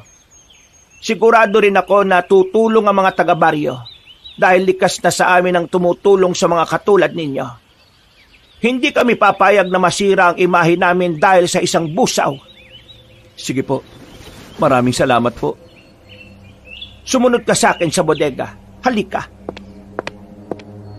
Habang binabantayan ni Keto ang silid kung saan naroroon sina Simon at Parker, nagtungo na nga kami sa bodega. Mula sa lumang kahon ay meron kinuha si Manang May na isang maliit na panyong meron daw orasyon. At sa loob nito ay merong lumang kutsilyo na nangingintab sa pagkatansok. Hindi basta-basta nasusugatan ang mga busaw. Pero dahil galing sa sinaunang babayla ng kutsilyo natin, may bahay dito ng orasyon at siguradong magiging ordinaryo lang ang balat ng aswang na yon kapag ito ang ginamit mo. Habang ginagawa namin ng paraan dito ang kaibigan mo na hindi malukob ng sumpa, dapat mapatay mo si Lerma sa lalong madaling panahon. Sige po, gagawin ko po makakaya ko, Manang. Mabuti, dahil kung hindi, pare-pareho tayong malalagay sa alanganin. Hindi na dapat dumami pa o mga nakang aswang sa lugar na ito. Hindi ko alam kung paano ako magkakaroon ng lakas ng loob pero tumango ako. Sa isip ko ay naghahalo matinding takot at determinasyon. Tinatanim ko na lang sa puso ko na hindi ko kayang pabayaan sina Simone at Parker, kaya dapat kong gawin ang delikadong bagay na ito. Pagbalik namin sa kwarto ay nahihimbing pa rin ng tulog ang dalawa. Sinabi na nga ni Manang May kay Keto ang dapat gawin, kaya naganda na rin siya ng mga dadalhin at iba pang sandata. Kumpiyansa din naman ako dahil sa laki ng pangangatawan ni Keto. Sanay din siya sa laban lalo na nang nalaman ko mula kay Mang Otek na minsan siyang nakipagpambuno noon sa galit na kalabaw. Napatay niya ang kalabaw na walang gamit na kahit na anong patalim. Talagang lakas sa lakas lang ang tunggalian nila. Kaya pala, naririnig ko noong nakaraan na tinatawag siyang Haring Kalabaw ng mga taga roon. Dahil nga sa napatay niya ang kalabaw. Pagkatapos naming mananghalian, ay naganda na kami ni Keto. Paalis pa lang kami nang may dumating na 3 pang kalalakihan. Sila ang magpipinsan na sina Dawo, Oreg at Gano. Nakita ko na sila noong gabi sa kasiyahan at nakasayawan din, kaya hindi na ako nailang sa kanila. Natuwa pa nga ako dahil ginusto nilang tumulong. Mabait daw kasi sa kanila sina Simone at Parker. Peter, huwag mong iwawaglit sa kamay mo ang pandakaki. Malaking tulong yan sa pakikipagsagupan nyo. Huwag ka na rin masyadong mangambadal bukod kay Keto. Kasama nyo na rin ang magpipinsang sina Dawo, Oreg at Gano. Magtatagumpay kayo. Basta sundin mo ang mga tanda at huwag kang padadala sa takot. Tandaan mo na ang tapang ay sandata rin. Lalong higit ang pananalig sa may kapal. Opo, Manang. Tatandaan ko po ang lahat ng sinabi nyo. Matapos naming marinig ang mga pangaral, pag-aalauna na ng tanghali ay nagtungo na kami sa pinakadulo ng baryo kung saan nakatira si Lerma. Higit kalahating oras din bago kami makarating doon. At katulad ng inaasahan na namin, wala na kaming nadatnan sa kanyang bahay. Dahil dito ay sinunod ko nga ang sinabi ni Manang May. Pumikit ako at inisip lang ang busaw na nakaengkwentro ko noon. Maya-maya lang, hindi ko rin alam kung paano nangyari pero kitang-kita ko talaga sa isipan ko ang isang pulang lubid na tila nag-uugnay sa amin ng nasabing aswang. Mga kasama, totoo nga sinabi ni Manang May. Alam ko na kung nasaan si Lerma. Nasa kagubatan siya. Dito sa likod ng kanyang bahay. Doon natin siya hanapin. Walang pag-aalinlangan na tumango ang mga kasama ko. Kitang-kita ko ang tapang sa kanila. Kung tutuusin nga, ay ako lang yata ang nakakaramdam ng takot na itinatago ko lang. Pagpasok namin sa kakahuyan, ay tila nag-iba ang ambiance ng kapaligiran. Binalot kami ng matinding katahimikan at pakiramdam ko ay nasa ibang mundo na kami. Ganito pala ang pakiramdam ng merong tinutugis na aswang. Noon sa mga horror films ko lang nakikita ang mga ganito. Hindi ko akalain na ako na mismo ang dadanas. Habang papalalim kaming 5 sa gubat, napansin kong may kakaibang amoy na sumisingaw sa paligid. Ganitong-ganito ang amoy na yon nung una kong makita ang busaw. Kaya sigurado kong nasa paligid lang siya ngayon. Sumenyas ako kay Keto at si Keto naman ay sumenyas sa magpipinsan. Huminto kami at nagmatsyag sa mapunong paligid. Naamoy niyo ba yun, mga kasama? Yun ang amoy ng busaw nung una ko siyang makita. Kaya sigurado ko ngayon na nasa paligid lang siya. Hindi pa man ako natatapos sa pagsasalita ay nakarinig na nga kami ng kaluskos mula sa hindi kalayuan. Sabay-sabay kaming napatingin doon kung saan nakita namin ang itim na anino na mabilis na tumatakbo at nagtago sa mga halaman. Ayun, nandun! Nakita ko siyang tumakbo ron! Nagulat ako na makakasunod na tumakbo ng mabilisin na Dawo, Oreg at Gano papunta sa tinuro kong lugar. Nakarinig na rin kami ng pag-ungol ng kung anong nilalang pero nakatakas din yung kaagad. Nawala na rin kasi ang napakabahong amoy kaya pinatigil ko na sa paghahabol ang magpipinsan. Napalingon ako kay Keto na tumango lang sa akin. Pagkalaon ay may nakita kaming bato. Tumungtong ako roon at iginala ang paningin. Pagkatapos ay muli akong pumikit at inisip ang busaw hanggang sa makita ko na naman ang lubid na nagkokonekta sa aming dalawa. Lerma! Magpakita ka na sa amin! Alam ko naman na ako lang talaga ang pakay mo eh. Hindi mo na kailangang idamay pa ang mga kaibigan ko. Lumabas ka na! Tapusin na natin to! Huwag ka magpakaduwag na tago ng tago, busaw!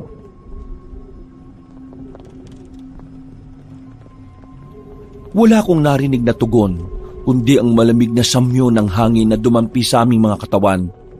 Dahil dito ay bumaba na ako sa batong yon at nagpatuloy sa paghahanap. At makalipas nga ang ilang minuto, sa pagitan ng mga puno ng nara ay may nakita kong tila nakasampay. Nilapitan ko ito ng dahan-dahan at halos mabilaukan ako sa nakita kaya lumayo din kagad ako. Natutop namin ang aming mga bibig habang pinagmamasdan ng natutuyong balat ng tao na nakabitin sa sanga. Marami yon at ang ilan ay tila basa pa sa dugo na parang bagong hubad mula sa katawan. Nakita ko kanina sa isip ko, kaya nasisiguro kong malapit lang rito si Lerma sa paligid natin. Maging maingat tayong lahat, guys! Pagtangon nila ay muli akong naggala ng tingin sa paligid. Tumingin ako sa relo at nang makita kong 3:00 na ng hapon ay meron akong kinuha sa bulsa. Ito kasi ang bilin kanina ni Manang May. Guys, magpaliyab na tayo ng tuyong sambong. Pagtangon ni Naketo, Dawo, Oreg at Gano ay magkakasunod na nga naming niliyaban ng tuyong sambong. Kumalat ang usok nito sa paligid hanggang sa makalipas ang ilang minuto, narinig namin ang ilang malalakas na sigaw mula sa hindi kalayuan. Isang matinis na tinig na hindi galing sa tao. Napatingin kaming lahat sa kinaroroonan ng nakakakilabot na boses. At bago ko pa man maigalaw ang mga kamay at paa ko, ay may biglang humagibis mula sa lilim. Isang aninong napakabilis na parang ihip ng hangin na may kasamang amoy ng bulok na dugo. Tumalon ako paharap at tumama ang isang kamay ko sa puno. Paglingon ko ay doon ko na nga nakita si Lerma na namumula ang mga mata. Naging alerto na rin ang mga kasama ko na nagkanya-kanyang bunot ng kani-kanilang sandata. Sa wakas, nagpakita ka rin! Huwag kang umastang matapang, Peter. Naririnig ko ang mabilis na tibok ng puso mo at ng puso niyong lahat. Talagang pinuntahan niyo pa ako dito, ha? Ang akala niyo naman mapapatay niyo ako? Hindi niyo ako kakayanin! Ah! Napalundag ang babaeng aswang matapos siyang sabuyan ni Dawo ng buhanging itim na binigay sa amin ni Manang May. Galit na galit siyang humarap sa amin at umangil ng umangil. Walang hiya! Mga walang hiya! Ano? Bakit umakatungal ka ngayon dyan, ha? Akala mo ba hindi ka namin kakayanin, ha? Isa pa lang ang sumusugod sa'yo. Paano pa kaya kung kami ng lahat? Mayabang ka! Nagkamali ako ng pagpili sa'yo. Katulad ka rin pala ng mga kaibigan mong may ingay at madadaldal. Dahil dyan, puputulin ko na ang koneksyon ko sa'yo. At katulad ng ginawa ko kay Simon at Parker, yayang gawin din kita. Gagawin kitang alipin ko. At kayo namang 4, gagawin ko kayong lahat ng pagkain ko. Ang dami mong sinasabi. Hindi ikaw ang magdidesisyon dahil hindi kami ang dihado dito. Ha! Tingnan natin. Nagpakawala siya ng nakakatakot na pag-ungol na may pagkamatinis. At ilang saglit pa ay unti-unti nang nagbago ang kanyang anyo. Siyang-siya nga ang nakakatakot na busaw na nakita ko. Umalingasaw ang nakakasukan niyang amoy. Lumit siya at nangintab sa pagkaitim ang mga balat. Tumalim ang mga kuko at ngipin. Bumagsak ang mga mata at umusli ang dilang naglalaway. Magdasal-dasal na kayo dahil ang gubat lang ang nakakaalam kung paano ko kayo papatayin lahat. Ang dami mong ebas! Sugod na mga kasama! Magkakasunod na nga kaming umaksyon, habang ang aswang naman ay nagtaas na mga kamay at tumalon palapit sa amin. Dahil dito ay binunot ko na sa likod ang pamalong bakal na siya kong sandata. Iwinasiwas ko ito habang siya ay pasalakay kay Keto. Tumama ang pamalo sa kanyang braso. Napatras siya at biglang naghumiyaw na parang mabangis na hayop na nasaktan. Ano? Sugod pa, dali! Ano yung ginawa mo? Bakit ako napasok sa bakal na yan, ha? Gusto mo malaman? Tumingin ka sa likuran mo, tanga! Bago pa makalma ang aswang, ay sumalakay na ang magpipinsan. Naunang nagsaboy si Dawo ng itim na buhangin. Naiwasan yun ni Lerma pero ang dalawang sumunod na pag-atake ay hindi na niya natakasan. Nahiwa siya ng itak ni Orig sa kaliwang kamay habang si Gano naman ay nasapol siya sa kanang hita. Napasigaw na naman sa sakit ang aswang habang hinahawakan ng tama ng sugat. Tumagas doon ang itim na dugo. Dahilan para umalingasa ulit ang mabahong amoy na parang nabubulok na ewan. Pero imbis na tumakbo, ay lalo siyang naging mabangis. Kitang-kita ko sa mga mata niya ang tapang at galit na siya niyang nagiging parang determinasyon para lumaban. Tumalon siya at nagpaikot-ikot sa mga kapunuan. Sa bilis ay hindi namin nasundan kung nasaan siya. Namalayan ko na lang na nasa kaliwa ko na siya nang marinig ko ang malakas niyang pag-ungol. Dala na matinding galit, tinulak niya ako sa lupa at naramdaman kong pumatak ang laway niya sa braso ko. Mainit din ito na parang pinakulo ang tubig.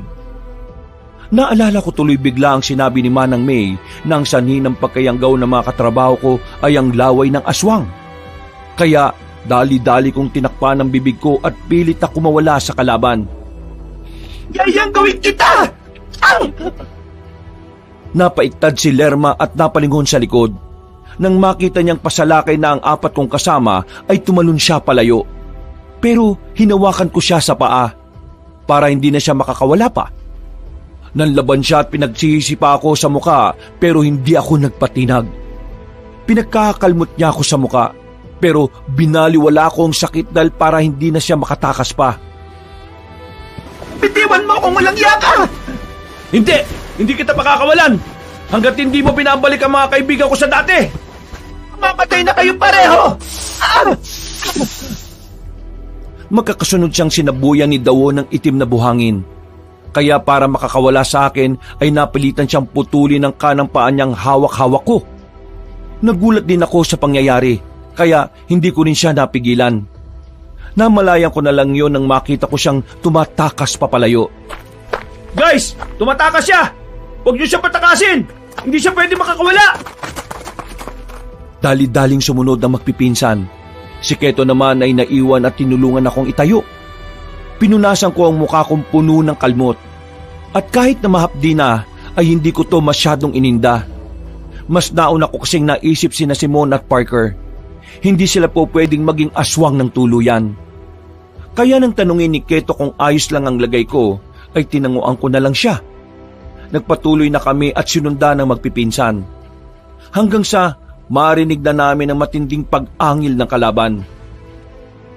Pagdating namin sa labanan, nakita kong nakahandusay na si Lerma at tila hirap na hirap. Nang gigilitan na siya ng leeg ni Orig at Gano, ay bigla na siyang nag-anyong tao. Parang awa niyo na, Peter. Huwag niyo akong papatayin, pakiusap. Hindi ako masamang tao. Biktima lang din ako. Anong biktima pinagsasabi mo? Wala akong ibang pagpipilian. Hindi ko ginusto na maging isang busaw. Inilipat lang sa akin ng walang kwenta kong nanay ang sumpang ito dahil ayaw niya rin ako maging masaya. Hindi ko to pinili kaya biktima lang din ako ng sumpa. Kaya ipinasa mo rin sa iba yung pagiging aswang? Yung bang dahilan mo, ha? Oo, dahil wala na akong kasama sa buhay.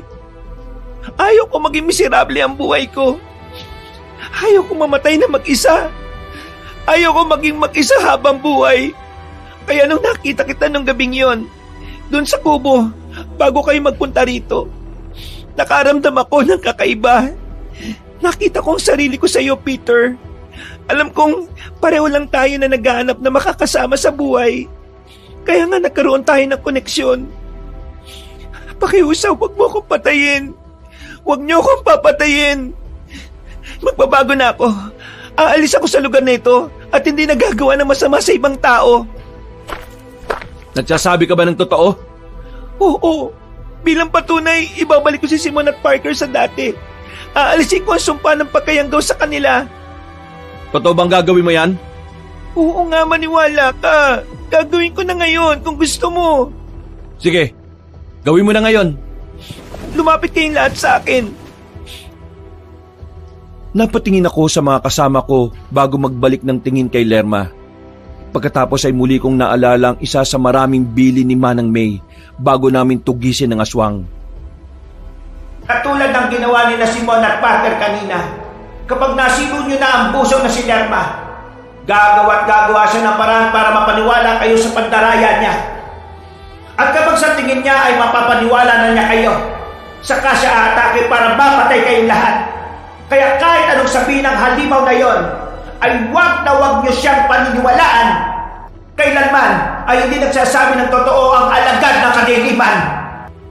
Nang maalala ko mga yon, Kabanong, ay marana kong lumapit kay Lerma. Pero tumigil din ako nang nasa 6 feet na lang ang layo namin. Kaya nagtaka siya. Isa mo na, Peter. Lumapit ka na rito para maibalik ko na sa dati mga kaibigan mo. Sa tingin mo talaga maniniwala pa ako sa sinasabi mo? Kailanman, hindi nagsasabi ng totoong alagad ng kadiliman. Kaya hindi ako maniniwala sa'yo. Wala ka sa akin, parang awa mo na. Pasensya ka na dahil ang paniniwalaan ko lang ngayon, bago lumubog ang araw, dapat mapatay ka na namin, Lerma. Nang sabihin ko yon, ay biglang nagiba ang hilatya ng pagmumukha niya. Muli siyang nag-anyong aswang at galit na galit siya sa amin. Sinubukan niyang umalma pero sinabuyan ulit siya ni dahon ng buhanging itim. Naguhumiyaw siya sa sakit at kitang-kita ko kung paano umusok at matuklap ang kanyang mga balat. Walang iya kayo! Walang iya kayo! Pasensya na, Lerma, pero kailangan mo nang mamatay para mabuhay ang mga kaibigan ko. Malapit ang lumubog ang araw, kaya hindi ako papayag na mabuhay ka pa. Hindi mo ko kayang patayin! Hindi mo kayang pumatay! Hindi talaga. Kaya ako nga sinama rito magpipinsang Dawo, Orig at Gano Sila ang mga taong kaya kang patayin dahil malaki ang atraso mo sa kanila. Palitang pinagmasdan ni Lerma ang magpipinsan hanggang sa mamukhaan niya ang mga ito. Kanina kasi habang papunta kami sa gubat, nakwento ng tatlo na ang busaw din ang dahilan kung bakit namatay ang mga mahal nila sa buhay. Natatandaan pa na kayo. Kayo yung anak ng mga taong yon na mas pinilang tapusin ang mga sarili nila kaysa maging mga alagad ko. Muling nagsaboy si Dawo ng buhanging itim. Sinundan naman ito ng pag-itak ni na Orig at Gano. Kami ni Keto ay pinagmasdan lang ang halimaw na pilit kumakawala sa magpipinsan.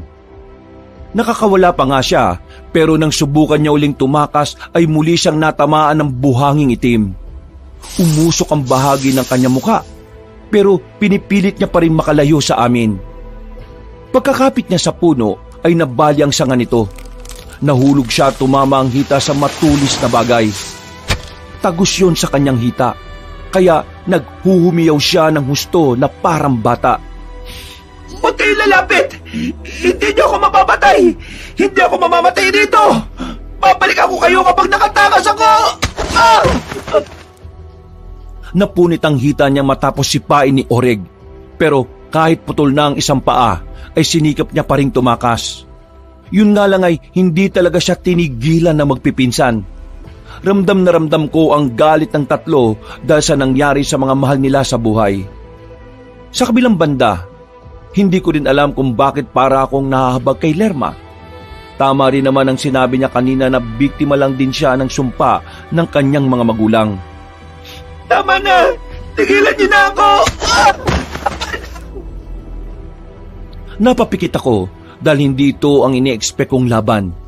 Sa mga horror films na napapanood ko, Kabanong, hindi ka maawa sa mga aswang o anumang alagad ng kadiliman. Pero sa pag-iyak ni Lerma, para na akong nahahabag talaga. Hindi ko alam kung deserve niya ba itong nangyayari ngayon sa kanya. Napabuntong hininga na lang ako at nang mapansin ni Keto ay tinapik-tapik niya ako sa balikat. Sinabi niya na rin na hindi talaga dapat kaawaan ng isang aswang o kahit na anong alagad ng kadiliman.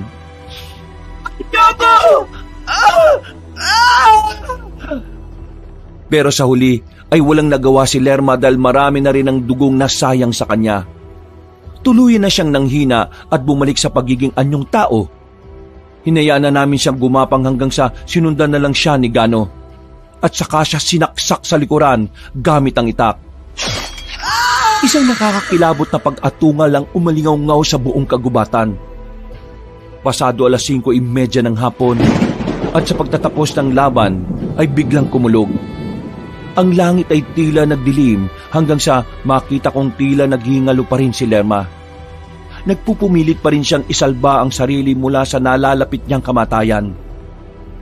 Dahan-dahan akong lumapit at inilabas ang panyong may orasyon. Mula roon ay kinuha ko ang kutsilyong nangingintab sa pagkatanso. Nang makita to ni Lerma, ay kitang-kita sa mga mata niya ang matinding takot. Nagpupumilit pa rin siya kahit habol hininga na. Umupo ako na hindi sumasayad sa lupa ang puwet. Pagkatapos, hinawakan ko ng mahigpit ang kutsilyo. Hindi ba sinabi mo sa amin na ayaw mo na maging malungkot, Lerma? At ito yung dahilan mo kaya ka nangyayanggaw ng ibang tao? Totoo na biktima ka ng sumpa ng mga magulang mo. Pero meron kang choice eh. Naging maganda ang pakikitungo sa iyo ng mga taga-baryo. Kahit ilang araw pa lang ako sa lugar na to, ramdam ko na yon dahil napakabait nilang lahat makitungo. Marunong sila makibagay. Ganun na lang din sana ang ginawa mo, Lerma. Pinakitunguhan mo na lang sana ang lahat ng maayos. Kahit yung mga katulad naming na destino lang dito dahil sa trabaho. Totoong naaawa ako sa nakikita ko ngayon sa'yo. Pero dahil sa mas pinili mong maging masama, eto na yung hustisya na yon. Paalam na sa'yo, Lerma. Sa wakas, matatahimik ka na rin. Nakita ko ang sinserong pagpatak ng mga luha niya na iba kumpara kanina sa malakas niyang pagpalahaw. Itinihaya ko siya at dahan-dahang itinarak sa kanyang puso ang tansong kutsilyo. Muling kumulog at sinundan din ng pakidlat hanggang sa tuluyan na siyang malagutan ng hininga. Ilang saglit pa ay nakita namin na tila nalulusaw na ang kanyang katawan hanggang sa maging abo. Napaupo na lang ako ng tuluyang maglaho sa hangin ng pagkatao ni Lerma. Hindi ko talaga alam kung maiiyak ako o hindi. Pero isa lang ang naisip ko, natapos na ang lahat at ligtas na ang buhay ng mga katrabaho at kaibigan ko. Bago pa lumubog ang araw ay bumalik na kami sa baryo. Pagdating sa tinutuluyan naming bahay ay naabutan ko na roon ng ilang mga taga-baryo. Sinalubong kami ni Mang Otek na nakangiti kaya tumakbo na ako kagad sa loob ng kwarto. Nagawa niyo, Peter! Salamat sa Diyos! Salamat talaga sa Diyos. Salamat din kay Keto at lalo na doon sa magpipinsan. Sa wakas, matatahimik na rin ang baryo. Ang totoo niyan naging daan din kayo para tuluyang matahimik ang baryo. Salamat din sa iyo. Salamat din po sa pag-aalaga kay Sir Simon at Parker. Kumusta na po sila? Ano ba nangyari? Bakit kami nakatali? Ano to? Bakit may ganito? Teka, bakit parang namamalat yung boses ko? Ang sakit na lalamunan ko para akong sumigaw na sumigaw ah. Ako rin. Oy, Peter, pakawala mo nga kami rito. Banda ka sa amin talaga. Napangiti na lang ako nang makitang ayos na ang aking mga kaibigan. Makalipas ang ilang araw, nagpasya na lang din ako na hindi na ikwento sa dalawa ang nangyari sa kanila. Kahit hanggang sa ngayon, kabanong, hindi pa rin nila alam ang tungkol sa pakayanggaw nila. Bago kami umalis sa baryo kung saan kami nadistino, muling nagpakain ng mga taga roon. Tuwang-tuwa kami dahil pakiramdam ko ay taga rito lang din kami. Ibang-iba talaga ang pakikitungo nila na para lang kaming kapamilya. Pagbalik namin sa Metro Manila, marami ang nagbago sa akin. Mas lumalim ang pagtingin ko sa mundong mahiwaga. Mas naging mature din ako at marami akong natutunan sa pagkadestino namin sa isang liblib na baryo ng Leyte. Marami man tayong karanasan na mapapait, hindi to pwedeng maging dahilan para iparanas natin sa iba ang ating naranasan. May kanya-kanya tayong pinagdaraanan sa buhay pero ang importante sa lahat ay kung paano natin to haharapin nang hindi nakakatapak ng ibang tao at wala tayong nasasaktan o nadadamay. Higit sa lahat, palagi nating isipin na hindi tayo pinababayaan ng Diyos na manlilika. Sa anumang pagsubok ng buhay, Siya ang magsisilbi nating gabay, basta matuto lang tayong manalig at manampalataya sa Kanya. Mga kabangers, mga kayanggaw, kabanong po, maraming salamat po at naway nagustuhan niyo po yung kwento natin ngayong araw na ito Pero kung nabitin po kayo, pwede rin po kayong dumalo sa iba nating mga channel. Yung isa po yung Pamela Clamil channel. Ako rin po nagnanarrate doon on minsan bilang si Lolo Pael. At sana bisitahin nyo rin po yung bago-bago nating channel, yung Kabanong version 2.0. Nako, napakaganda po ng video natin doon at sa mga susunod na isasalang natin. Bakit kanyo? Kasi yung video doon may mga images na rin po na gumagalaw. At bukod sa images na gumagalaw, meron din na po itong music and effects. Kaya pwede na kayong nanonood o pwede rin kayong nakikinig or pwedeng both. Di ba? Ang ganda po. Kaya kung magugustuhan nyo rin po yung mga ibang channel natin na yon, wag nyo pong kakalimutan na mag-subscribe At syempre, mag-iwan na rin po kayo ng comment at pindutin nyo na rin po yung like button. At para hindi na kayo mahirapang maghanap, ilalagay na po namin sa description or pin comment po yung mga link ng mga channels na ito. Hanggang sa susunod na mga kwento, wakas!